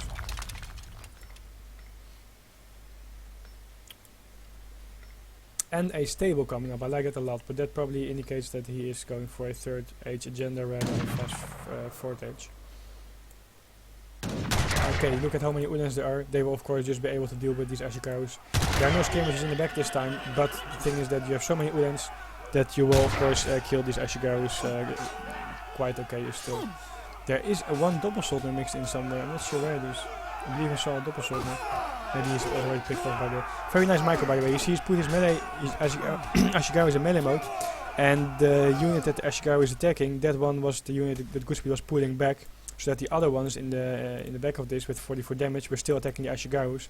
While the Ashigarus were chasing the one that they clicked on, that Boneng clicked on. Which GoodSpeed pulled to the back. So not taking too much damage there. So good job. Hero is going to be revived, so it should be... building his town center anytime soon. He is now mixing in doppelsoldners for the cavalry, and that's also something I do like. War wagons are decent, but versus a good infantry civilization like Japan, it's often better to have mass skirmishers with some doppelsoldners, so that if the cavalry comes close, your doppelsoldner will deal with it, rather than war wagon in the back, which are rather easy to pick off with Yumi and Ashigaru, to be honest. However, if Boneng goes for a lot of Ashigarus, then it's going to be hard still, because Ashigarus do play decent first option, but he definitely needs cavalry to deal with this, so he's not going to be able to kill this army before he has a good number of Naginata. GoodSpeed forgets his hero there to build a town center, and Boneng is still rebuilding his shrines. You see the shrines now attached to coin, not food anymore. However, of course, because of this pressure here by GoodSpeed, Boneng is not able to gather from these cherry orchards here. And still this consulate, the consulate is now finally on Japanese, but that means that he has a lot of export available to do something, so he can, okay, there we have now 5 Naginatas made, and of course he still has Minutemen available from this town center, so if he, the Ulans should be blocking the Naginata, by the way. He did upgrade them, that's nice. The Ulans are now, finally the Ulans are moved here with the Doppelsoldaten and well to block the Naginata. And more Uhlans popping in. But why is he not making any units from the consulate? He should have had export. He hasn't upgraded the badge upgrade thing from the consulate, so he does have export available to make some shinobi or some yamabushis, or shamans, or whatever the pike name thing is called. And now he has killed quite a lot, but there are still so many skirmishes available which will just perfectly deal with these Ashigaru, so that's no problem at all here. Oh, he's gonna wait for Hatamoto Samurai, that's nice. He lured the skirmishers towards his army, and now the Hatamotos will do insane amount of damage, and he will now completely destroy the skirmish. And okay, that was what he was waiting for with his army. However, he's now gonna try to use the Ashigaru as effectively as possible to save the villagers. Of course, the Uhlans did quite a good job killing 4 or 5 of them. Doppelsoldaten is still mixed in. He saves most of his villages, so that's actually quite a good job there. And the Hatamoto versus Doppelsoldaten, yeah, the Doppelsoldaten are good, but Hatamotos are even better. You see here 0.4 melee resistance, 2 area attack versus 2, but a greater 66 base damage and more HP. Hatamotos are really nice. I'm very nice to see that they are gonna be brought into this game again. I will just follow them for a little bit here. Oh, we see that by the way GoodSpeed is now taking out the hero and maybe the shrine as well. And there we have a new town center coming up. Of course, a unique ability from the Asian civilizations. They can build the town center with villagers, they don't need the heroes. And they can build it quite fast, and there we have another town center coming up as well. So actually, Boneng is still in quite a good shape. The town center was not finished by GoodSpeed because he built it so late. He restarted building it so late, I should say. So Boneng will take this out. And that means that if soon this food is running out as well, then he has no more food available unless he takes out the shrines here. All the food on this side is of course being used by Boneng. And I think this is barely out of line of sight. Maybe he's expecting that he's getting gold there. Keep in mind that any dead hero has some line of sight, but it's really small. It's like somewhere over there, somewhere like this. Oh, he will be able to catch the settler wagons if they have some food over there. Very weird that he was not getting food there because he has all the resources close. And now he's definitely going to lose some settler wagons here. So although the Ashigaru is not focusing on that, but the Hatamotos are. Hatamotos on the right. 2 settler wagons went down, but the other will escape, I think, although they turn around and decide to fight if there's any choice. The Ashigaru put in melee mode, and that's nice idea because you can then do bad damage versus skirmishers. And of course, they still do pretty good versus war wagons if they are in melee mode as well, because they do damage versus cavalry. Hatamoto is being picked off now by the war wagons and skirmishers, and this is something that now Boneng has to retreat from. But this is far from over. If you take a look here again at the villager population, you see that it's now because of so much that GoodSpeed lost, including some settler wagons, it's the same village count, but that means that the shrines are ahead, are the advantage for Boneng.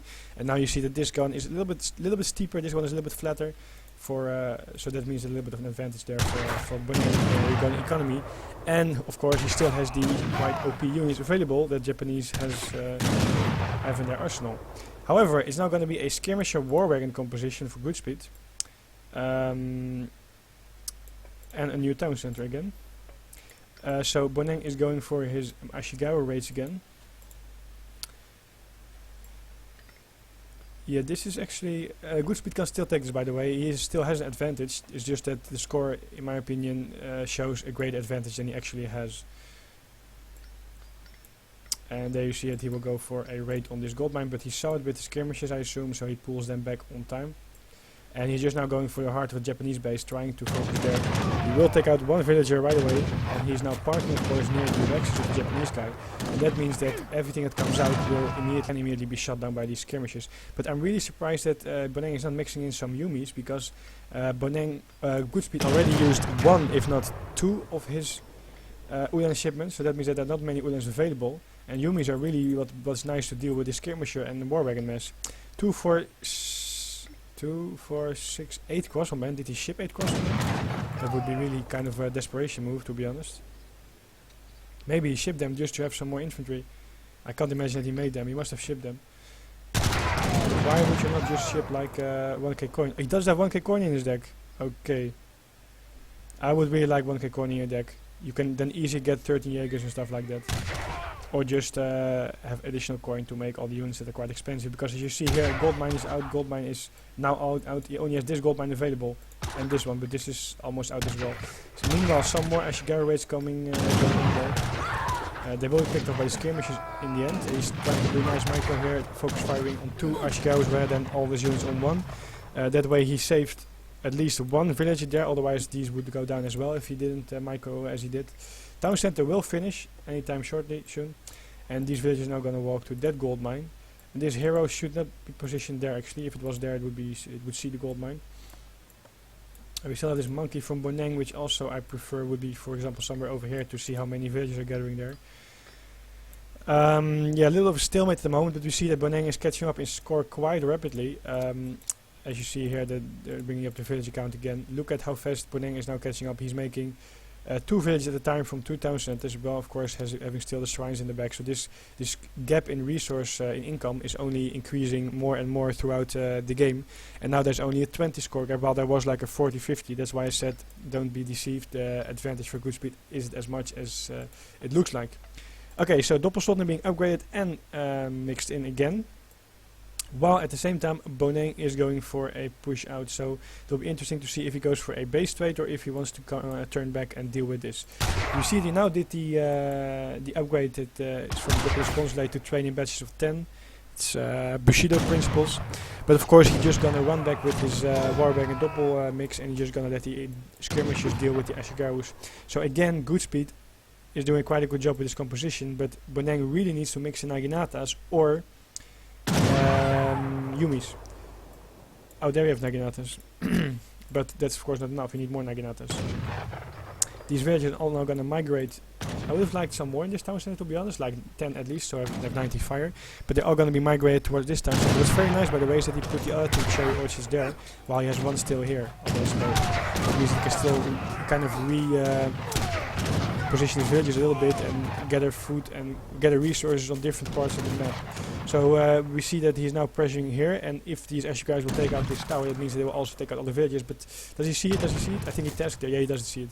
He does see it. While now GoodSpeed is going into the new heart of the base of Boneng. But why don't you put some villages in the town center? At least have 90 town center fire while it's being taken down. The Naginata are going to chase these villages there, but the other villagers ran away. He killed one settler wagon. He will kill one more. No, he won't kill one more villager. He's now gonna. Yeah, look how fast how fast Ashigarus are, by the way. Okay, and GoodSpeed is chasing down these villagers who are running over there, and who are gonna make a new town center on this side of the map. So actually, that's a very nice thing. He has 1, 2, 3 town centers with all having a gold mine or resources available. He's gonna lose some villages there, but that's not the biggest deal. He will take out this Rex. That means there's only 1 Rex available still for GoodSpeed. And these villages will now be chased down by Doppelsoldaten. He should move 1 or 2 to the back and let them move alone. If you split these villages, they will run faster. If you have this whole group, for example, moving towards here and you right click it, if the villages in the back are attacked, the whole group moves slower. That's why you should move 1 or 2 villages and, for example, move this direction. So you can have the other 4 villages, 5 villages, move in front and move faster. That means that you probably will lose less villages than you lose now. As you see, he's now doing over here, kind of splitting these villages away. Oh, but he did one is going back the wrong way. So that's kind of a decent trade then for GoodSpeed, killing off quite some villages from the Japanese guy. These villages are being idle because you can't gather with so much on 1 mine. 5 more Naginatas being shipped and some more made. I think they were the one from previous. So he can make, if he can make a good Naginata army, then he can definitely deal with it. Would really like to see these okay, new town center from GoodSpeed coming up there. I'm not sure where these villages go.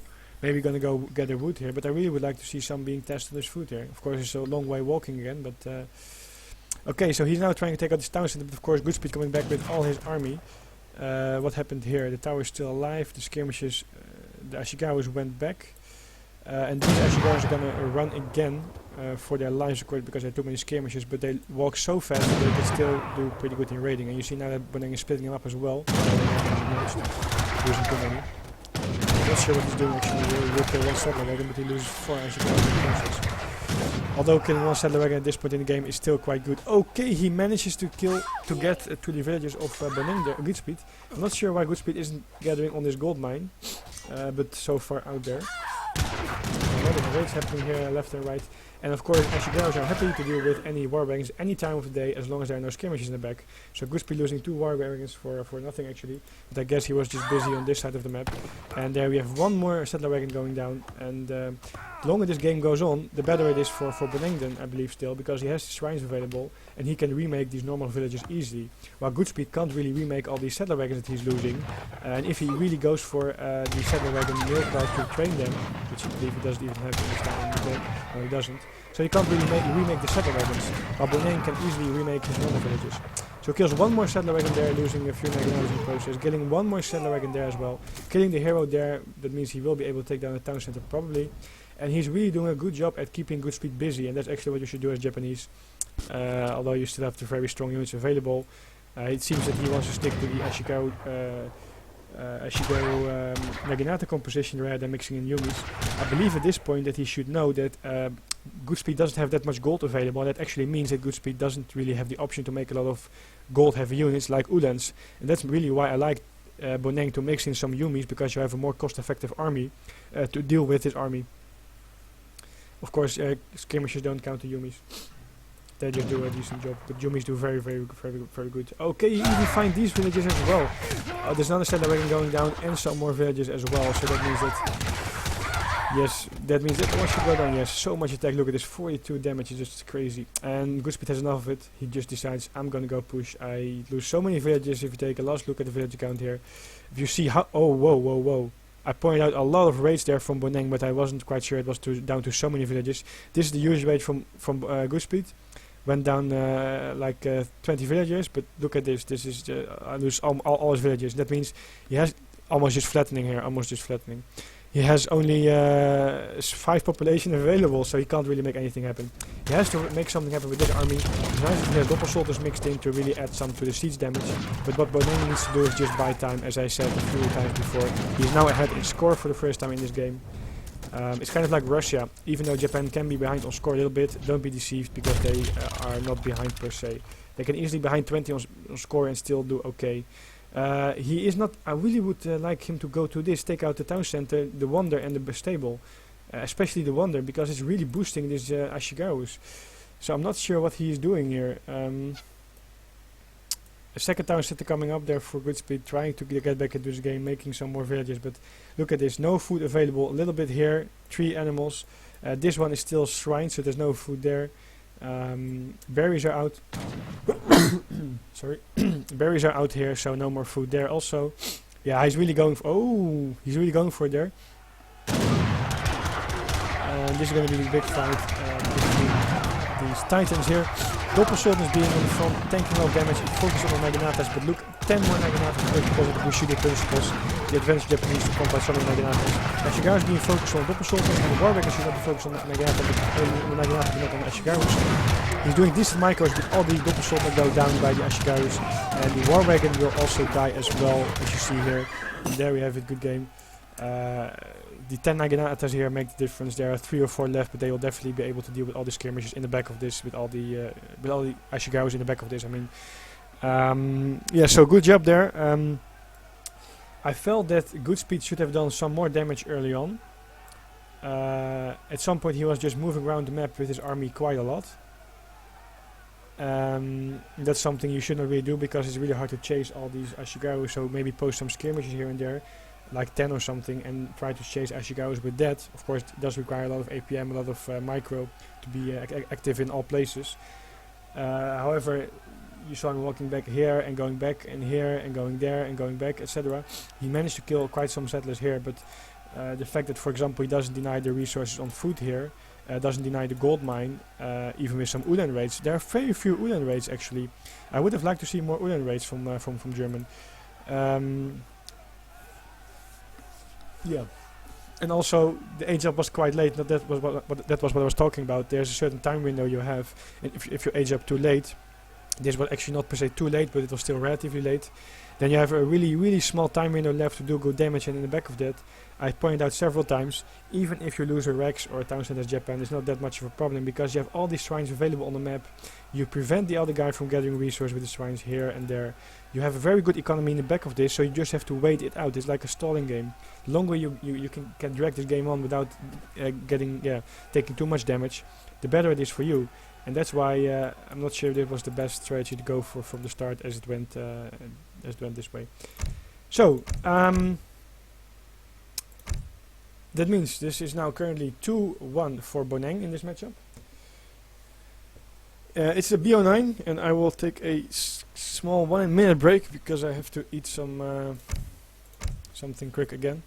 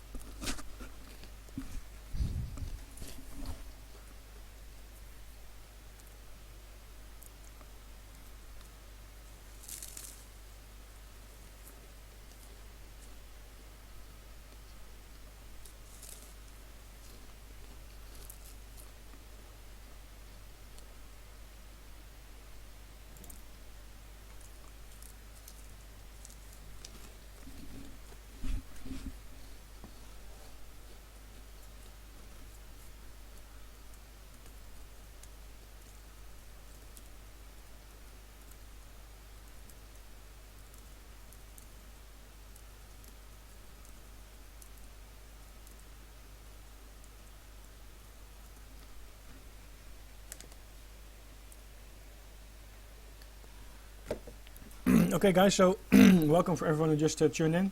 My name is Veni Vedivici. To give you a quick update here. I am streaming still in the game capture mode. That means that I can't show any other windows unless I have to restart the stream, but I don't like to do that now. I will just give you the update here. It is a BO9. The score is currently 2-1 for Boneng. This is not an official match from the PK tournament. There were some issues yesterday. I'm not going to go over that all again. But GoodSpeed and HO are both out of this tournament. However, GoodSpeed and Boneng, with good sportsmanship, decided to still play this match for you guys, for the community, the fans, the sponsors. So I'm casting this again, giving you the nice action that we have here so far already. 3 very nice games, and of course more to come. This is BO9, that means the first 1 to 5 will win. There are a few changes made in the rules that we both, that we all 4 agreed upon. First of all, the casters have the option to pause the game if there is a really big map screw going on, to notify the players in that way so that they can rehost and get a real fair map and a fair match going. Secondly, to make it more interesting, we decided to not allow any civilization twice. That means that we won't have any more, like for example all Otto Iro matchups, but you can play any civilization only once in this BO9. So if you win with it or if you lose with it, doesn't matter, you can play it only once. That means we have more variation, more interesting matchups, and that's of course more nice matches for you to watch as a viewer. The score is currently 2-1. Boneng is up 2-1. The civilizations that they both played, let me quickly remind you. Sorry. Last game, Boneng was Japan and won versus GoodSpeed German. The game before, Boneng was Portuguese and won versus GoodSpeed Japan.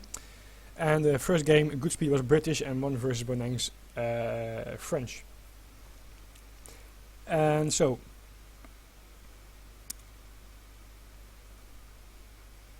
there we have it for GoodSpeed going Aztecs and Boneng going India.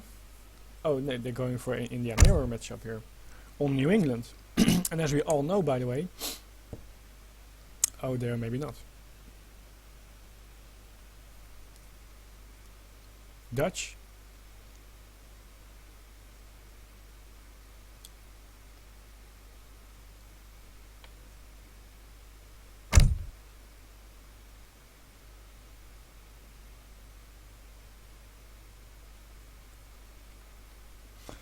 Actually, I think India do have an advantage over Dutch, but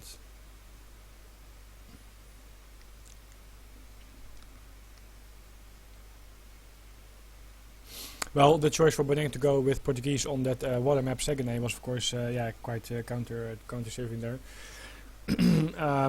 However, they both agreed on just bringing in nice matches for everyone. So yeah, there's a little bit of civilization changes here and there.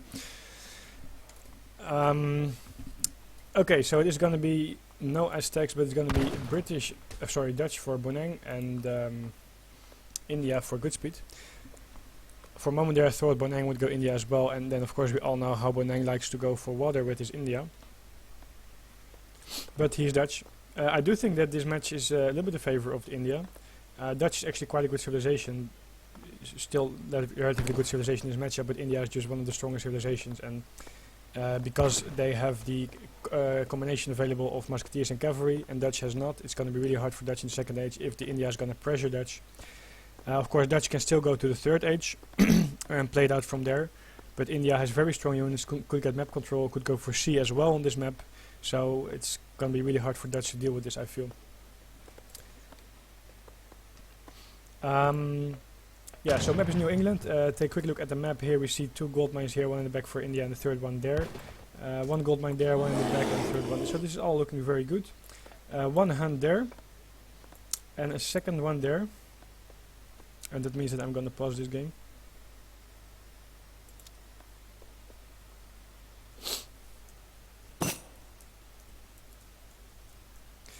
The food was too bad compared to for this map as you see over here. He has no additional hunt there, so that's not a fair one.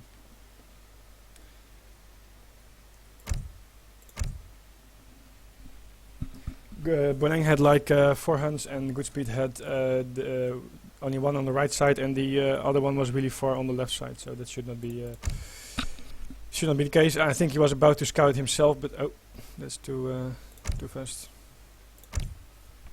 So to just get this going, might as well pause right away to rehost fast.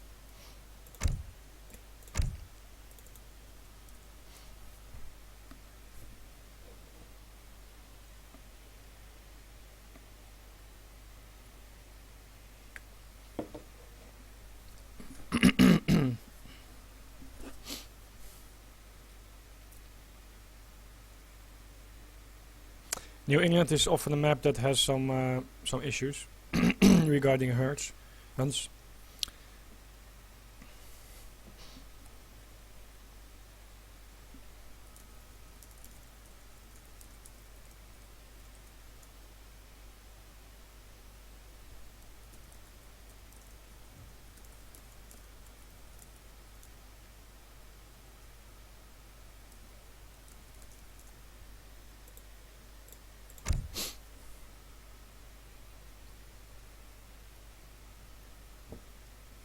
Ah, yeah, that's why Boneng was a little bit upset. He had a very nice treasure. I guess I didn't come to that point yet. So this looks very good from the looks of it. Though 1 more hurt for the green guy. However,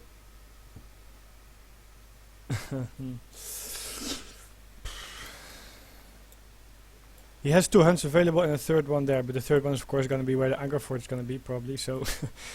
One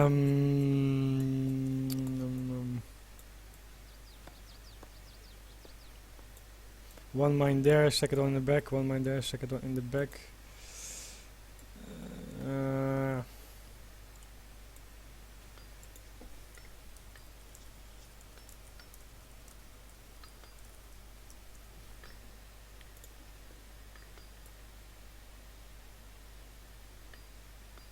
I actually think that the map is fine. It's a little bit better for GoodSpeed, but the problem is that, at least Boneng has 2 decent hunts available. However, the third one is quite far. Yes. The problem is that the third hunt of Boneng is going to be where the Aga fort is. So it's India has 1, 2, 3, and the fourth one there.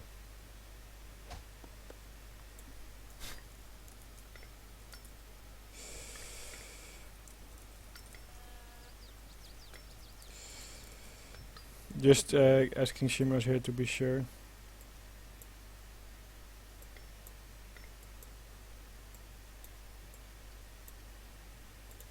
It's not totally unplayable because Dutch guy has 2 hunts available and of course 2 mines. The thing is, in the long run this map is better for GoodSpeed. And this is not a herd you can bring easily towards your town center all the way. Of course you have berries still.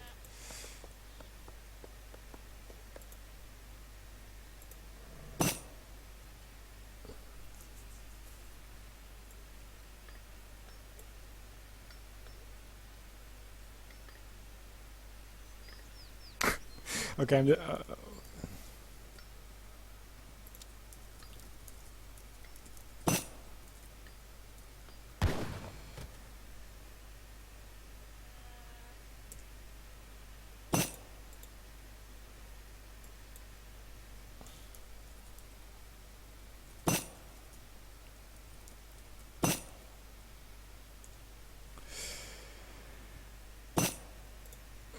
yeah, the map is indeed terrible.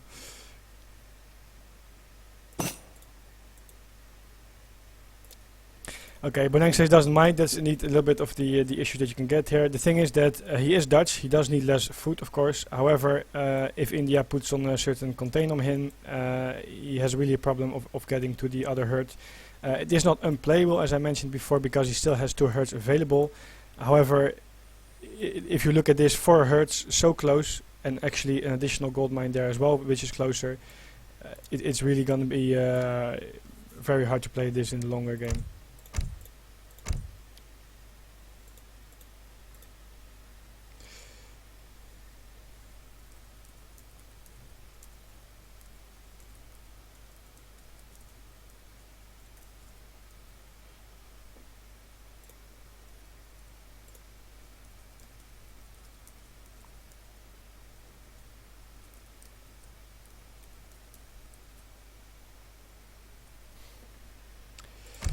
Okay, we're gonna try it one more time.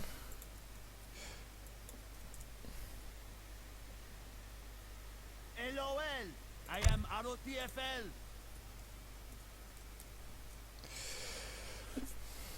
Okay, so it's still 2-1 for Boneng in this best of 9. Sorry for the delay here, we just had to figure it out. I hope the map is gonna be good now. The thing is just that we, Shimas and I, and of course the players as well, we discussed it before. That wasn't on stream, it was before we started the stream. But we just want to have a fair match as possible, and that means good maps.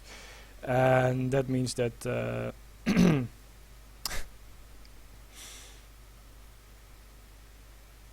this is just a stupid map.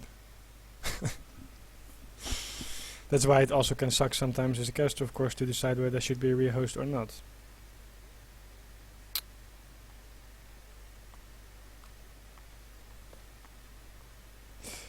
Okay, so we see that the second mine is there. That's not too far away. So indeed he has 2 mines, and both of them have 3 herds available.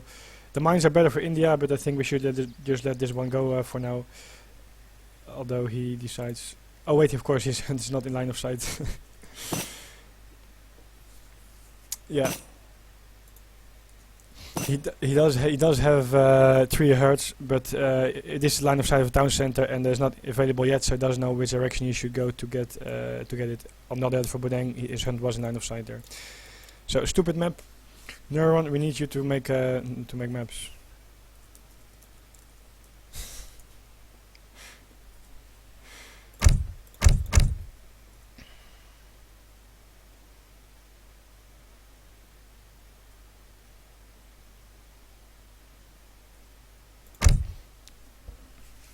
Again, guys, this is just to make sure that we get the best game possible, the most fair game, to really show you a good match, and not that some player is gonna lose at some point because he just has no resource available. So that's what we kind of want to prevent.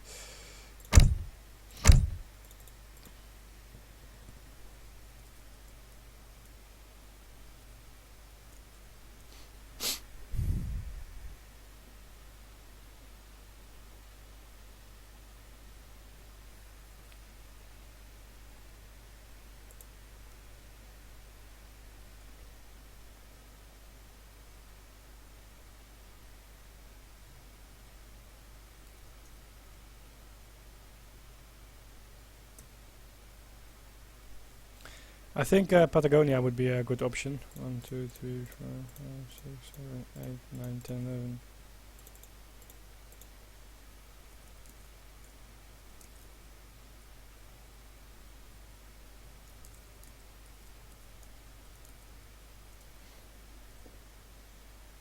Patagonia was as the 11th map. I think that's still a good.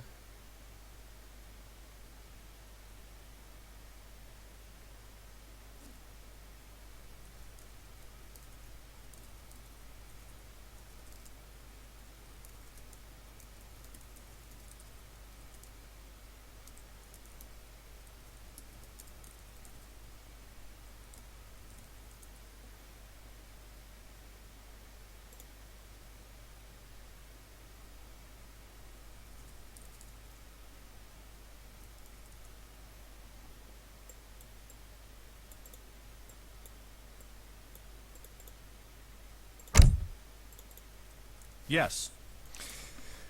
Okay, so we decided here with the 4 of us to go for a Patagonia map now. Keep in mind that this is not the official match from the PK tournament. It is a show match rather, because of some of the issues that were there. Okay, lol, this map. Maybe he has just some weird observer maps. Usually this map has 1 herd available. However, he can herd this one and he can herd that one. Both have no herds in the back, by the way. Gold mine there, gold mine there, gold mine there, gold mine there. So that's all pretty fine. 1, 2, 3, 4. 1, 2, 3, 4-ish. So this should be okay. So Boneng immediately takes here a 60 food treasure and now goes for the 40 XP. Oh wait, and yeah, GoodSpeed takes a 30 coin. Of course. Yeah, it is probably not the best map, but both have no hunts.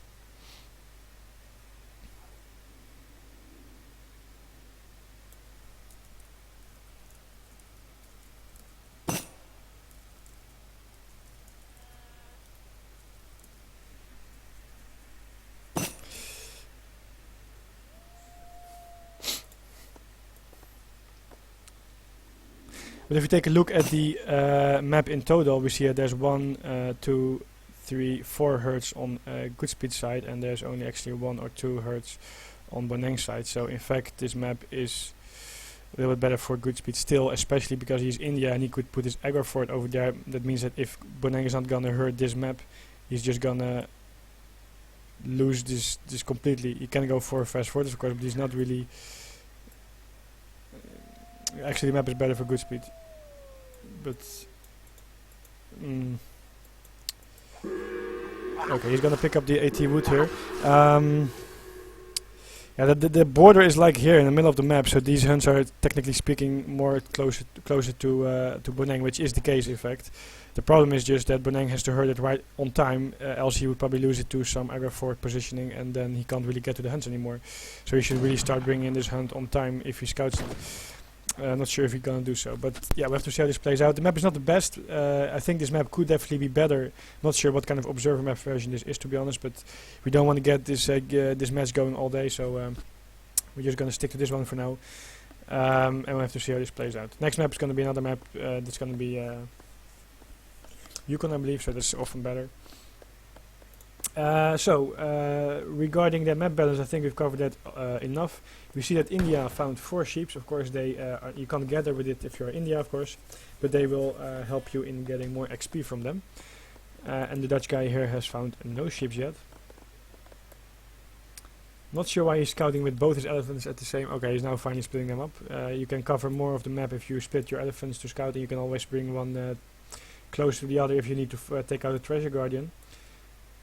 What you see here is still one Coureur de Bois left to take later on, and this is a very big treasure. It is 375 XP.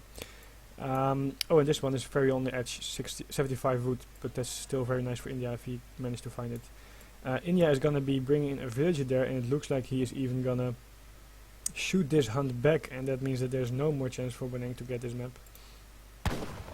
To get this herd, I mean, because this one is all the way on the edge, so you can herd to there, but of course India will easily be able to pressure this point. And this was actually the only herd that you could gather as India. So I think he either has to go for water or for a fast fortress with the hunt and berries that he has.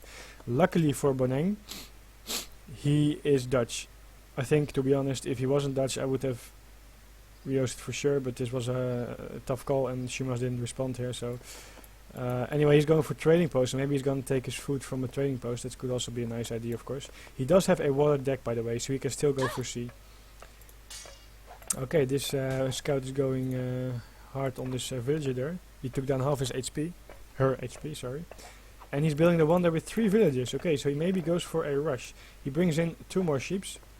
No hunt yet, no other hunt, but he might as well, of course, bring his villagers up to this point or this point later on, because there's the aggro fort protection anyway. Boneng aids no bank yet, so we have to see what kind of strategy he goes for. Seeing the 2 trading posts, he might still go for sea, but... Or it's going to be some kind of fast fortress with trading posts. While trying to take the map with the better army that you got, and then secure some of the hunts. That could be a case. Of course, India ages slower than Dutch. That might also be a reason why GoodSpeed tasks more villagers on this wonder, just to make sure they age a little bit faster because of the usual difference, because Dutch ages quite fast from himself. So 2 for 6 sheep by GoodSpeed now. That's all the sheep then. A barrow's coming up, of course, very standard, because you need to defend first any Sepoy or Gurkha rush.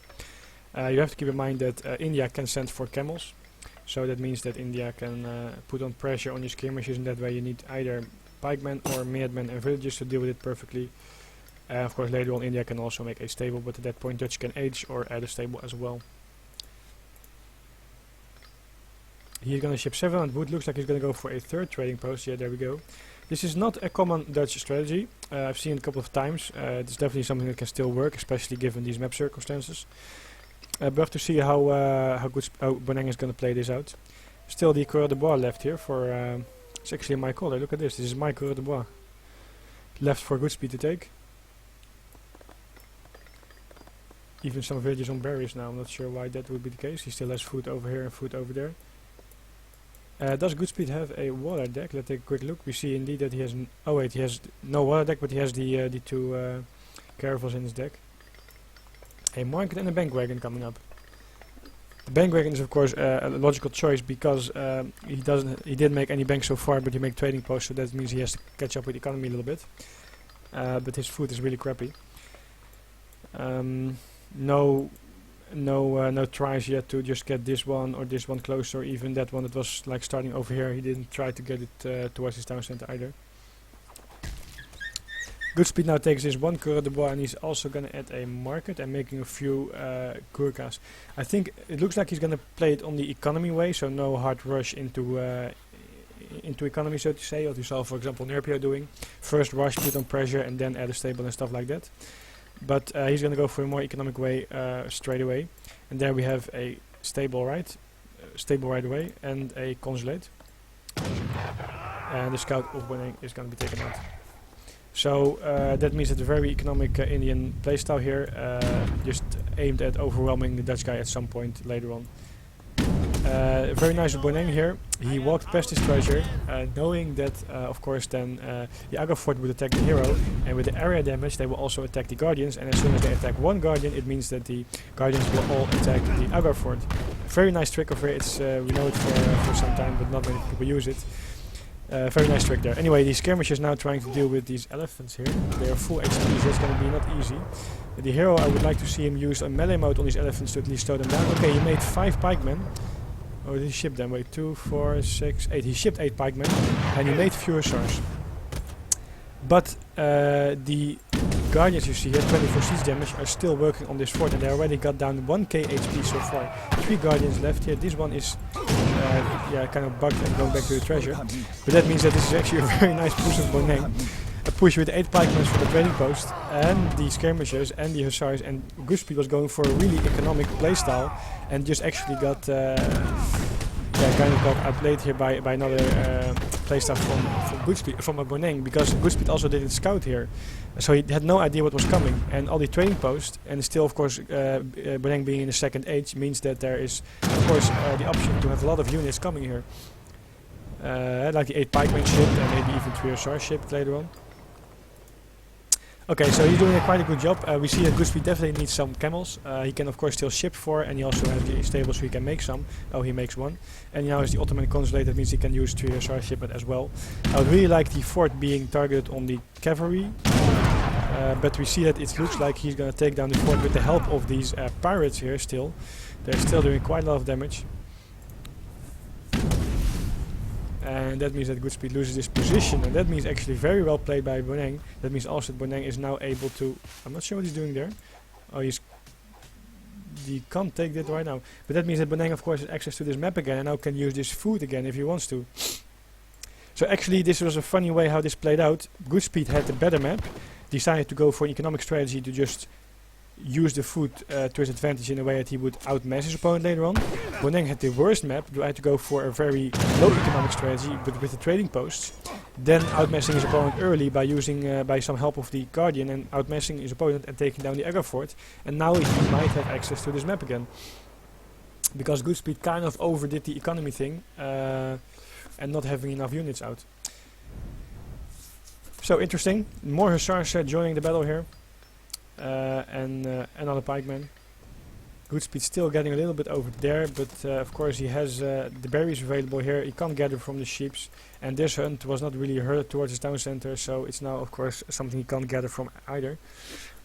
He really has to bet on his cavalry. He has to get enough cavalry out. I'm not sure. It seems like he ships 4 camels, but oh, what you're doing, you should not be engaged in this yet. He needs Minutemen and town center fire to be perfectly aimed at pikemen. The hussars should be blocking the other hussars, but the camels should preferably be taking out skirmishers first. Sappers in melee mode, of course, versus hussars if that's the case. But why should the hussars should block the other hussars first? Because they have more HP and base damage than the camels, so that's the better. They do better at blocking the hussars. And the camels are, of course, because of the bonus, very good for the skirmishers. Very nice. I believe he shipped 5 and he made 5 sappers. I believe he shipped 5 as well. There are more than 5. So he's now chasing his down sappers in melee mode. Gurkhas being focused on the pikemen. As you see, one goes down there. Some of the sappers being focused there as well. And this is actually something that can override a little bit. He's trying to focus fire these skirmishers on the sappers. You see 1 or 2 going down there. Gurkhas being focused on skirmishers. Actually, I prefer the Gurkhas to be first focused on the hussars, because they are the biggest damage dealer, and then afterwards your cavalry can take out the skirmishers anyway. But he will push this back for now. And in scores we see that Boneng is still ahead though. He's trying to pick off the low HP cavalry, as you see here, using some pikemen as well here. He will take out 1 camel there, but this pikeman is going to die to the skirmishers, of course, from India. He's now gathering on these herds there. The problem is, however, that after this push, which he actually kind of overcommitted a little bit, he doesn't have enough economy. Only 1 bank available. That's actually not enough at an 11-minute mark game, and that means that from here on GoodSpeed should still be able to take it, I would say, because of his economy advantage. If we take a quick look here at the resources, villages, we see that villages is the same. And that actually means, because GoodSpeed lost some here, as you see, 5 villages. That means with the bank, Boneng is still ahead, and of course, he upgraded his trading post. That's a good move. He upgraded trading post, and now he's receiving resources from a trading post, so that can still keep him into this game, as long as he's able to keep this position. And that's why I really would like GoodSpeed, who has the army advantage at this point, to poke into this position. You know, having the map scouted, that he either has to gather here or here to have food, or on sea. So either scout the sea, actually not either, scout the sea, and scout land and see where you can pressure. Boneng gonna move his village over there. It's quite a safe place because it's 4 walking for GoodSpeed. But not sure why GoodSpeed is not pushing in a little bit. Maybe he's a little bit insecure about having not enough anti-cavalry out, because if there's a huge hussar mass coming out, then he might still be trapped and he needs some more anti-cavalry first. There we have some Zembureks as anti-cavalry. Because you can put Zembureks in the back. They are the preferred anti-cavalry unit over Seppers in this point. Because Seppers have to be used in front and that's easy for skirmishers to pick them off. Zembureks can be used in the back with a 12 range. So that's probably better to use at this point. He's gonna use his hero there. He still has a Goldman available here, so I'm not sure why he's getting all the way over there, to be honest. For this food, okay, but for this coin, not sure. Okay, 2 ships being shipped by Boneng, but I would really like him to scout this seaside just to be sure that there are no ships yet from GoodSpeed. A new market coming up, so he probably didn't do all the upgrades yet. Also, of course, it's a very nice line of sight thing. This treasure is still there for 375 XP. And from here on, he did make a second bank and he makes another bank, and that is actually a very good decision by Boneng. Making all army from here is probably not the best, because that means that you will have no economy after there's another battle coming up. That means that from that another battle, even if it would be an even battle, GoodSpeed would be able to better remass. Another option would be to age up, but it's probably quite risky because you probably still want to stay age 2 for a little bit longer. So the best thing here is indeed to make 1 or 2 more banks as he's doing now. So if then there's another battle coming, he will be able to have the economy in the back of it to remake his army as he loses one. Or still go for an age up and then make an army. Because of course this army from GoodSpeed is in a way dangerous because it can kill the army of Boneng. However, it doesn't have much siege damage. That means that if you would just defend, that's actually what I would do probably, defend near a town center, age up, then you won't be dying to this army yet because it doesn't have enough siege damage in it. Okay, some more Seppers joining now. That's probably also to mix him some siege damage, and also of course having some melee units in there is also of course a nice thing. The ships now being did they take out a few villages? Maybe they did. It looks like they took out indeed. There were around 3 villages gathering this food here. I think indeed that these boats took it out. One of those villages was the Corée de Bois, and it looks like I don't see that one gathering anywhere. So yes, the boats need to get one out, I think. Okay, so GoodSpeed is pushing in the Minutemen from Boneng. Too early call, I feel. GoodSpeed immediately pulling back. Actually now Boneng has to engage to make the Minutemen most optimal, to use them most optimally. This is actually kind of a weird point because you see that half the army is getting over this. Somehow they managed to get over this hill, which usually something you have to walk around. But the other half of the army was split the other way, so additional house being made there for line of sight, of course, to see any raids coming in while gathering from this herd. Boneng still has this available, but there's only 3 of these ones. And the tower there, that's actually a very weird tower. I mean, there's only 2 deers left, and what are you protecting there? I mean, just make a tower there. That means you still have line of sight if everything is coming in, that you can still move your villages away, and you also protect the mine and you protect the food there.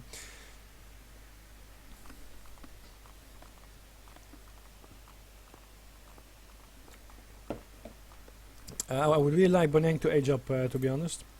Mixing in warriors and skirmishers versus the second age army of India is really something that can really help you a lot. On the other hand, there are really a lot of Gurkhas here, which will make it indeed hard for you. But okay, there we got age up. Luckily he aged up. As I said, my preferred choice. Now you can mix in Reuters. It's really good to deal with the cavalry. And of course your skirmishers, don't forget, as Dutch, get a free upgrade as well when you reach the 3rd age. And they are now quite good if you see them compared to Gurkhas here. 18 damage and 30 more HP. And of course 2 more range as well still. So he's just now actually trying to just run away, buying time. And the problem is that he looks like he's getting trapped. He can still walk to this tower here and use it as a shipping point. He's going to use the Hussars to block the cavalry, while the skirmishers should be taking out the Zembureks or the Seppers. First the Zembureks, then the Seppers. Because the Seppers is not the biggest problem yet, because the Zembureks will not only from the raised thing here. The cavalry should be really... he's going to take out the elephants here. The skirmishers are not really focused on the Zembureks at this point. I will soon bring up the deck here for Boneng to see what he can do in the 3rd age. We'll have to be very careful. A lot of Gurkhas shooting in the back of this. Let me quickly bring that up here. You see that Boneng doesn't have the 5 Hussars available, so he really has to make Hussars from the stable. Oh, and there we have the camels popping out, and that means of course that these skirmishers are all gonna die. And these are going to be in line of sight from the house. That means that he's also able to pick off the villages there. And that is probably going to be a decisive move. I would really have liked him not to move this direction, but to move actually maybe more to this direction. Okay, he made even 4 banks. That's also 1 bank too many, I think.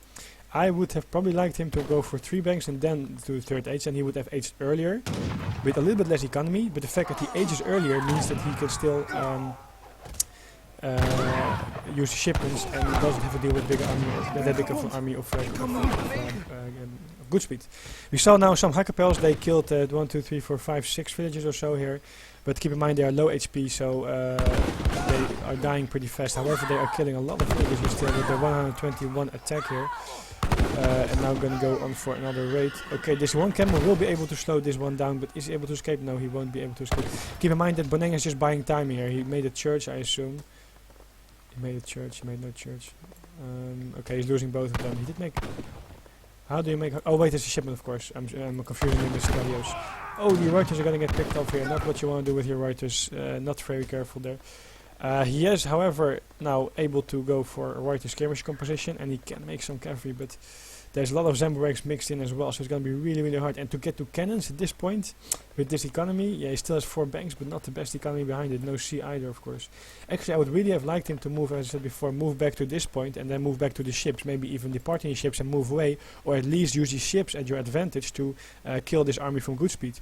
That way, you would have been able to save much more of your units, because now he lost his whole army. Luckily, he still has his trading post alive.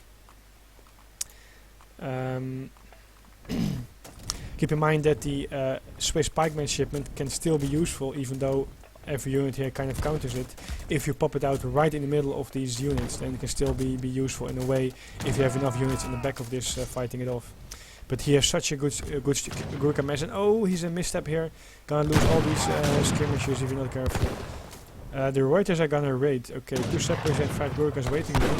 And 5 more Reuters popping out there, but they're gonna be killed off immediately as GoodSpeed is just hovering over the base of Boneng here. Boneng now gathering gold there. And the Reuters will deal with these Seppers and they will kill a few villages here. Quick look here at village count. We see that the village count is the same. Look at how many they lost to the Hakkapel. The Hakkapel killed in total 12 villagers. And the resource get is a little bit better for Boneng. However, he has no army to deal with the army of GoodSpeed at this point. Very nice to put the hero melee mode to slow down the villages, but because the Gurkhas come, of course, he will be going back and the raid the rest somewhere else. You see that he was nicely splitting his dragoons into groups there to optimally do damage, not waste fire. However, he still needs another batch of shots to deal with it. And again, there's still the same problem. GoodSpeed has the army advantage, but he doesn't have that much siege damage, so he can't really kill this town center or the banks or the tower at this point. It takes a long time. However, he has so many Gurkhas still that it's going to be really, really hard for Boneng to deal with this. Skirmish is now also raiding on the villages there. Reuters coming back. Okay, he's fine. He's going to find the gold mine, and then he has to be very, very careful. 2 villages. Oh, that was a bit of a misstep. You don't need all the Gurkhas to fire on 1 villages.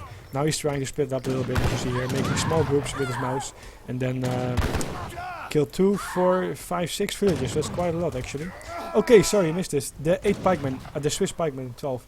As I mentioned before, this is something that can still be useful, even though some are kind of countered because they can run away, micro away, and they have melee resistance instead of range resistance. Gurkhas really counter it, but if you put them on the right spot on the map, which was all the cavalry, anti-cavalry and cavalry was surrounding this tower to siege it, and if the pikemen then pop out at the right moment, they can't really escape. And all your pikemen, with still quite good HP, do a lot of melee damage. As you see, 22 is still quite a lot, and times 5 bonus for his cavalry. That means that they still do pretty good, even though it's not the best counter unit. So what Boneng now has to do, actually very nice move of him, actually also a misstep of GoodSpeed not taking a look at his deck and not expecting something like this to happen. On this level we actually shoot. But now what Boneng has to do is mixing cavalry because of all the Gurkhas. So I really hope okay, there we have Hakkapels. He's going to make cavalry from the saloon. Very nice. If he can mix in some more Hackapels, maybe even some Hussars. He lost his stable, of course. He's now remaking a stable, and he can definitely take on this army, because all the pikemen are gonna put a melee mode. That means that the cavalry can't really block this cavalry. Of course, you have the skirmishers to deal with the Zambureks, and then you have all the Hackapels and maybe Hussars to deal with all the Gurkhas. One more village going down. Stable is gonna be killed also. The ships can still be used. I'm not sure why he's not bringing the ships in place here. if the ships is moving here, maybe he can. No, not quite yet. The army is just going to wait in the back here. Of course, GoodSpeed did see a saloon. I'm not sure if he's familiar with the saloon units on this map. Okay, why is Boneng going in now? I'm not sure if he should go in. Okay, he goes going because he has 2, 4, 5 more Hackapels. However, I'm not sure.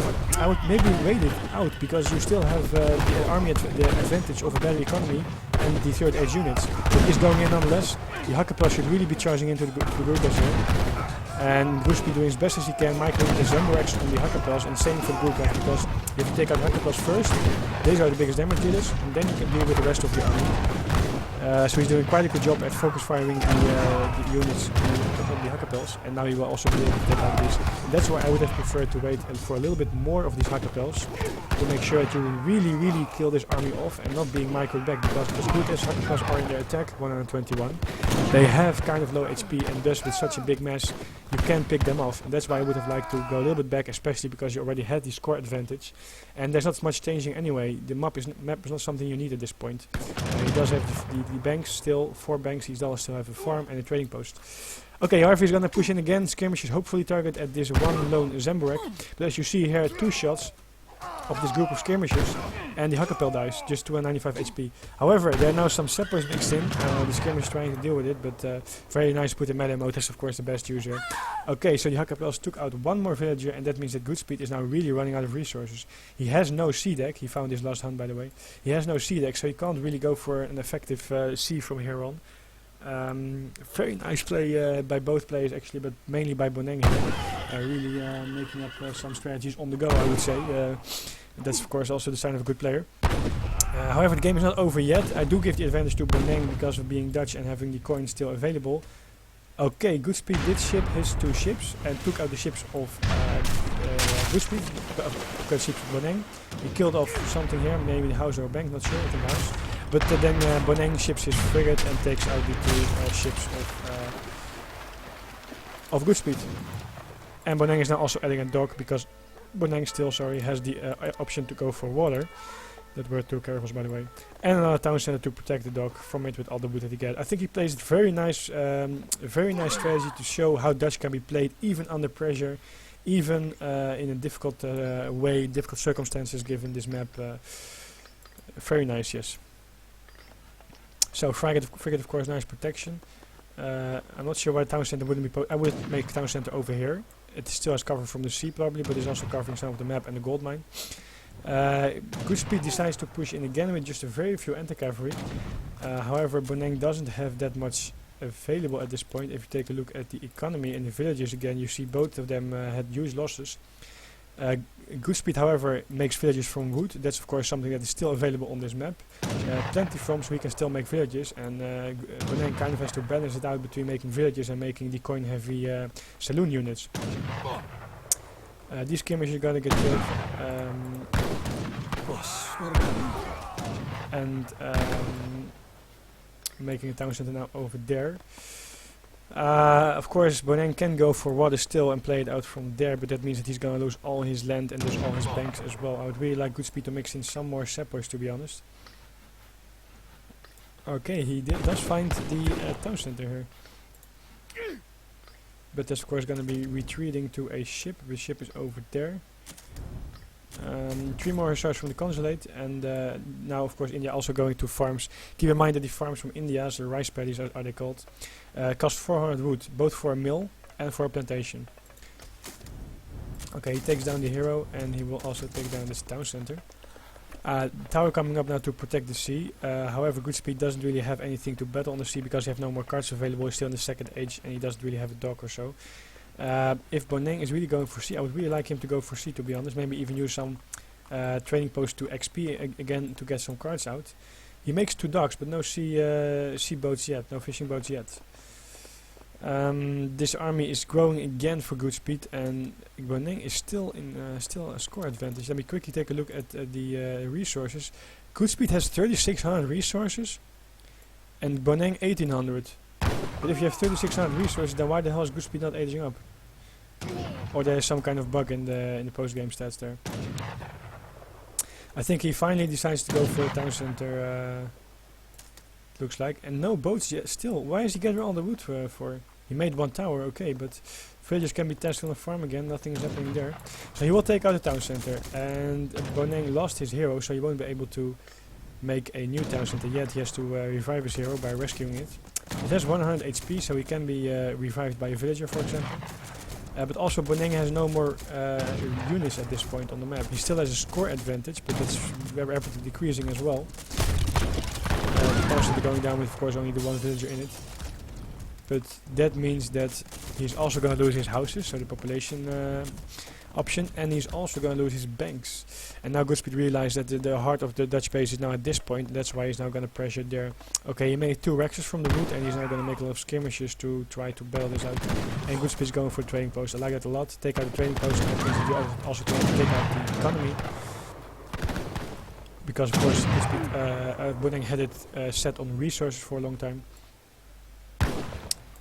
Yeah, this villager, why is he not rescuing his hero? Finally some fishing boats being pulled out. Maybe he was waiting for the schooner's card to get cheap fishing boats. I think that must have been it. Okay, some new hackapels, probably going for a raid, of course.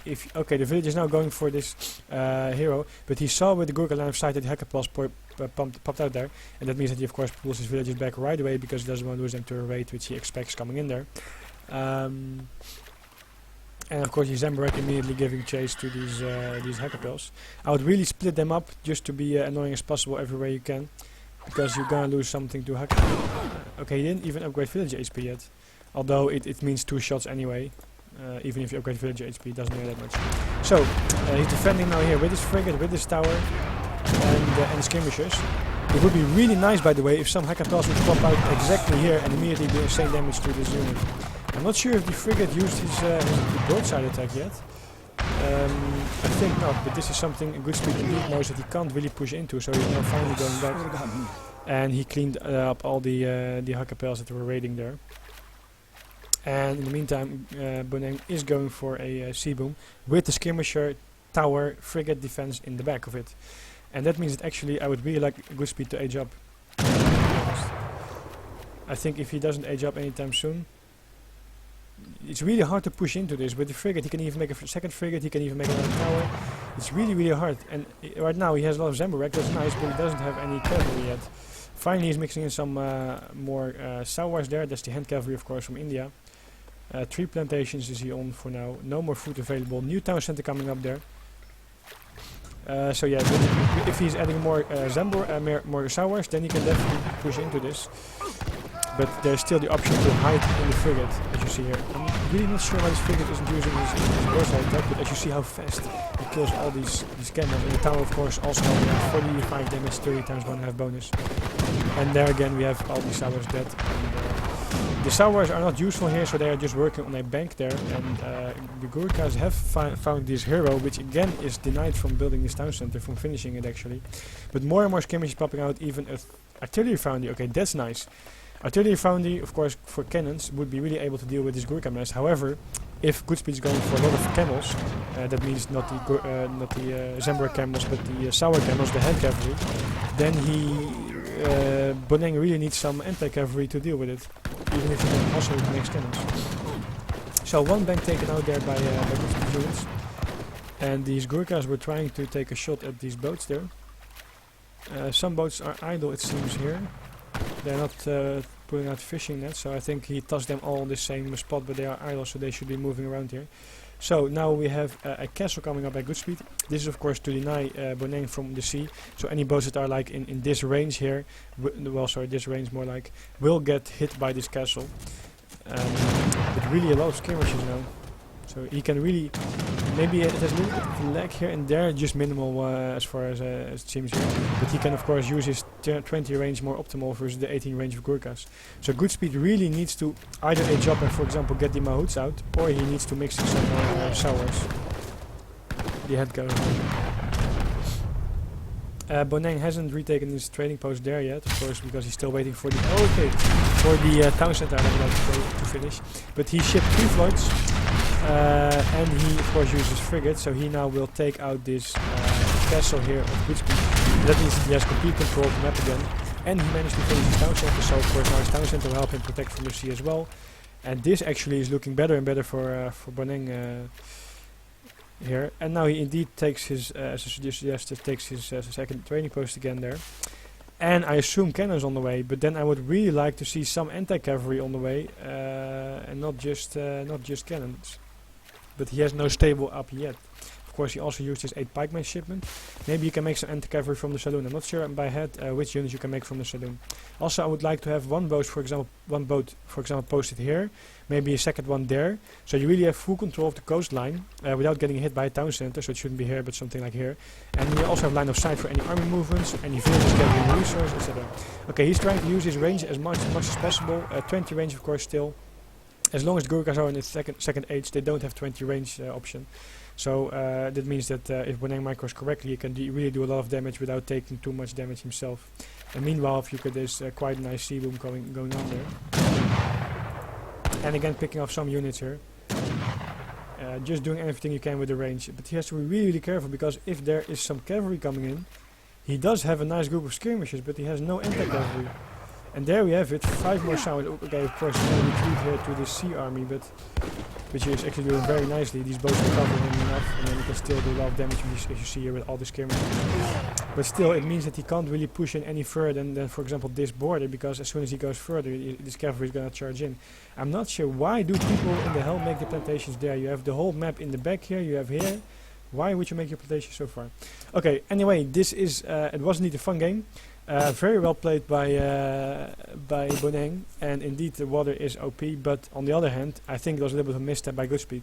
He probably thought like, okay, I have this map, I have this center, I can go for an economy, and that means that GoodSpeed was actually countering this, Boneng was countering what GoodSpeed did, with the help of this treasure, as you all hopefully didn't forget. He took out this fort. That means that GoodSpeed lost access to the resources and mainly the food.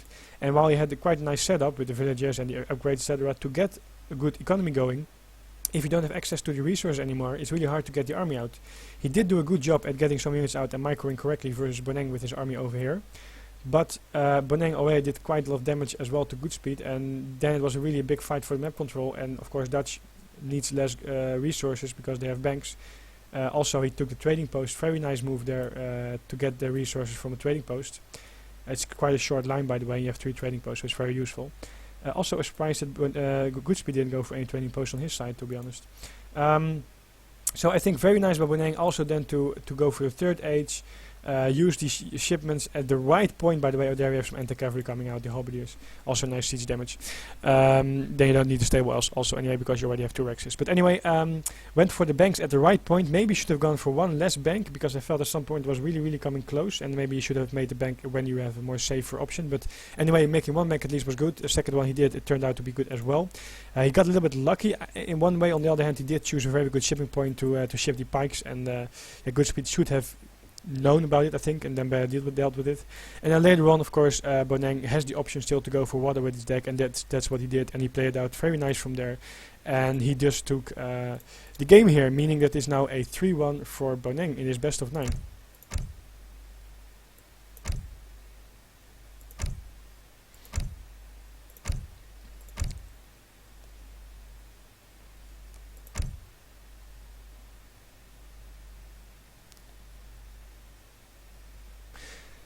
Okay, so we go into the 5th game.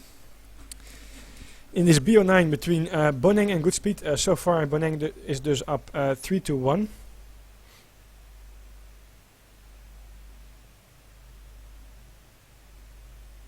Versus